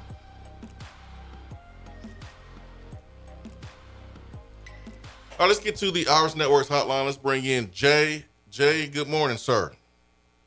Swain, Ben, good morning, guys. Good morning, gentlemen. Good morning. Hey, what do y'all? I was listening to to Ben's work colleagues on the VolQuest podcast there. I'm sorry. And they were talking about the Adidas and the NIL stuff, getting in the NIL game, and these shoe companies getting in the NIL game. You know, Rob was saying, Ben, that he believed, this ain't going to hurt Tennessee. It's probably going to benefit them because of kind of the exposure you can get at Tennessee with social media and the fan base, and Tennessee being kind of top 10 in the country with apparel sales and things like that. But are we just going to start seeing these apparel companies? I know it's already pretty much happening in basketball, but are we just going to see the apparel companies say, hey, top-rated quarterback, if we do an NIL deal with you, we want you to go to Alabama or Oregon? I mean, is it going to be something like that, or what do y'all see this being? I don't think it's going to be like it was with basketball and how that became a problem, because most of the schools that Tennessee competes with is Nike. Right. A&M is Adidas. Adidas did. I don't know if they announced it, but it was mentioned that Adidas has entered the NIL game and is going to, pay their select athletes up to $50,000. I think that for the moment helps Texas A&M, but what if Nike does the same thing? Now it evens the playing field back out. I don't think it's going to hurt Tennessee really either when it comes to that. Like, what's $50,000? That ain't nothing. It sounds crazy, right? But like that's when we got dudes on our team that they got an NIL deal $50,000. It's nothing. And they ain't done all that much. Wow. I don't think it'll be as big of a deal as Twitter made it out to be when it was announced. Maybe I'm being naive, and maybe I need to educate myself some more. No, Ben, Twitter never overreacts. So, well, I'm not even referencing the Twitter aspect. I'm just talking in general. I just don't does Adidas and Nike and Under Armour really need to have these athletes advertising for them, especially Nike? Like, there's so many Nike schools. I mean, now, the one thing that would worry me is, and we've said this all along since NIL was announced, right? We had conversations about this back in the summer about Oregon and Nike. I mean, that would be the one that worries me the most. Isn't the Under Armour guy from Maryland or something? Maryland. Yeah, he's a Maryland guy. Yeah, so maybe something happens there as well. That's what worries me more about, or worries me more than, Tennessee benefiting from Nike. I would be surprised if Tennessee all of a sudden is benefiting on the recruiting trail because Nike is giving out NIL deals to its recruits. I just don't see that happening unless I think where it will help Tennessee is if, like a Peyton Manning, if NIL was around and he's looking to come back to school for another year. Like, you can make some Nike commercials off of senior in college Peyton Manning, and that could really entice him to come back to school even more so than he already was enticed to come back to school. I think that's where it could pay off the most. I don't see how it will help with recruiting, but maybe I'm just not educated enough. Yeah, that's what I was wondering. What would Nike like have some preferential school even between their own Nike schools? You know what I'm saying? Like, obviously they'd rather Nike go to a Nike school over an Adidas school, but like, would they even try to push a recruit to certain Nike schools, which would, I think could ruffle some feathers for sure. But I think it will. If you're Nike, you want a guy you're paying. You want to go to Alabama or Vanderbilt? Both the Nike schools. You wanted to go to Bama or Vandy? The brand Nike is too much. Is too big for NIL game. Like, they're too big to be worried about little small NIL deals. I mean, remember, Adidas is trying to catch them. They don't have to do the same thing that Adidas is going to do. So, hey, Swain, yeah, go ahead. It's why when you go to an Adidas school, you get more gear, man. Adidas overgive. They got to overcompensate because everyone likes Nike better. The players like Nike better. The recruits like Nike better. So just because Adidas made their move with the NIL game doesn't mean that Nike needs to do it. And I don't think it's going to move the needle all that much, to be honest. Well, I'm going to be interested with these basketball players like Bronny James and these kids who have huge social media followings, what their NIL. People are freaking out. Maybe Nico got $8 million, maybe not. Who knows? Nobody knows. His contract, may or may not be that, but he ain't, like, people are automatically saying that he's getting $8 million. Like, he's not getting all that money up front, whether or not that contract is, accurate or not. Like, there's a multi-year plan that if he does this, he can get this, and if he doesn't, he won't. So everyone's just assuming that he just got an $8 million check based on hearsay. And you know what? If we didn't do it, one of our rivals would. Yep, and will with Arch Manning. Absolutely. You don't think? I mean, if Alabama gets Arch, you don't think Georgia, being left out in the cold wouldn't give that same deal to Nico? They absolutely would. So well, the most I've heard was, school willing to do like 3 for someone like Arch. A single year, or surely for Arch not over the Alabama course of ain't 3 paying, years. Alabama ain't paying you until you do something.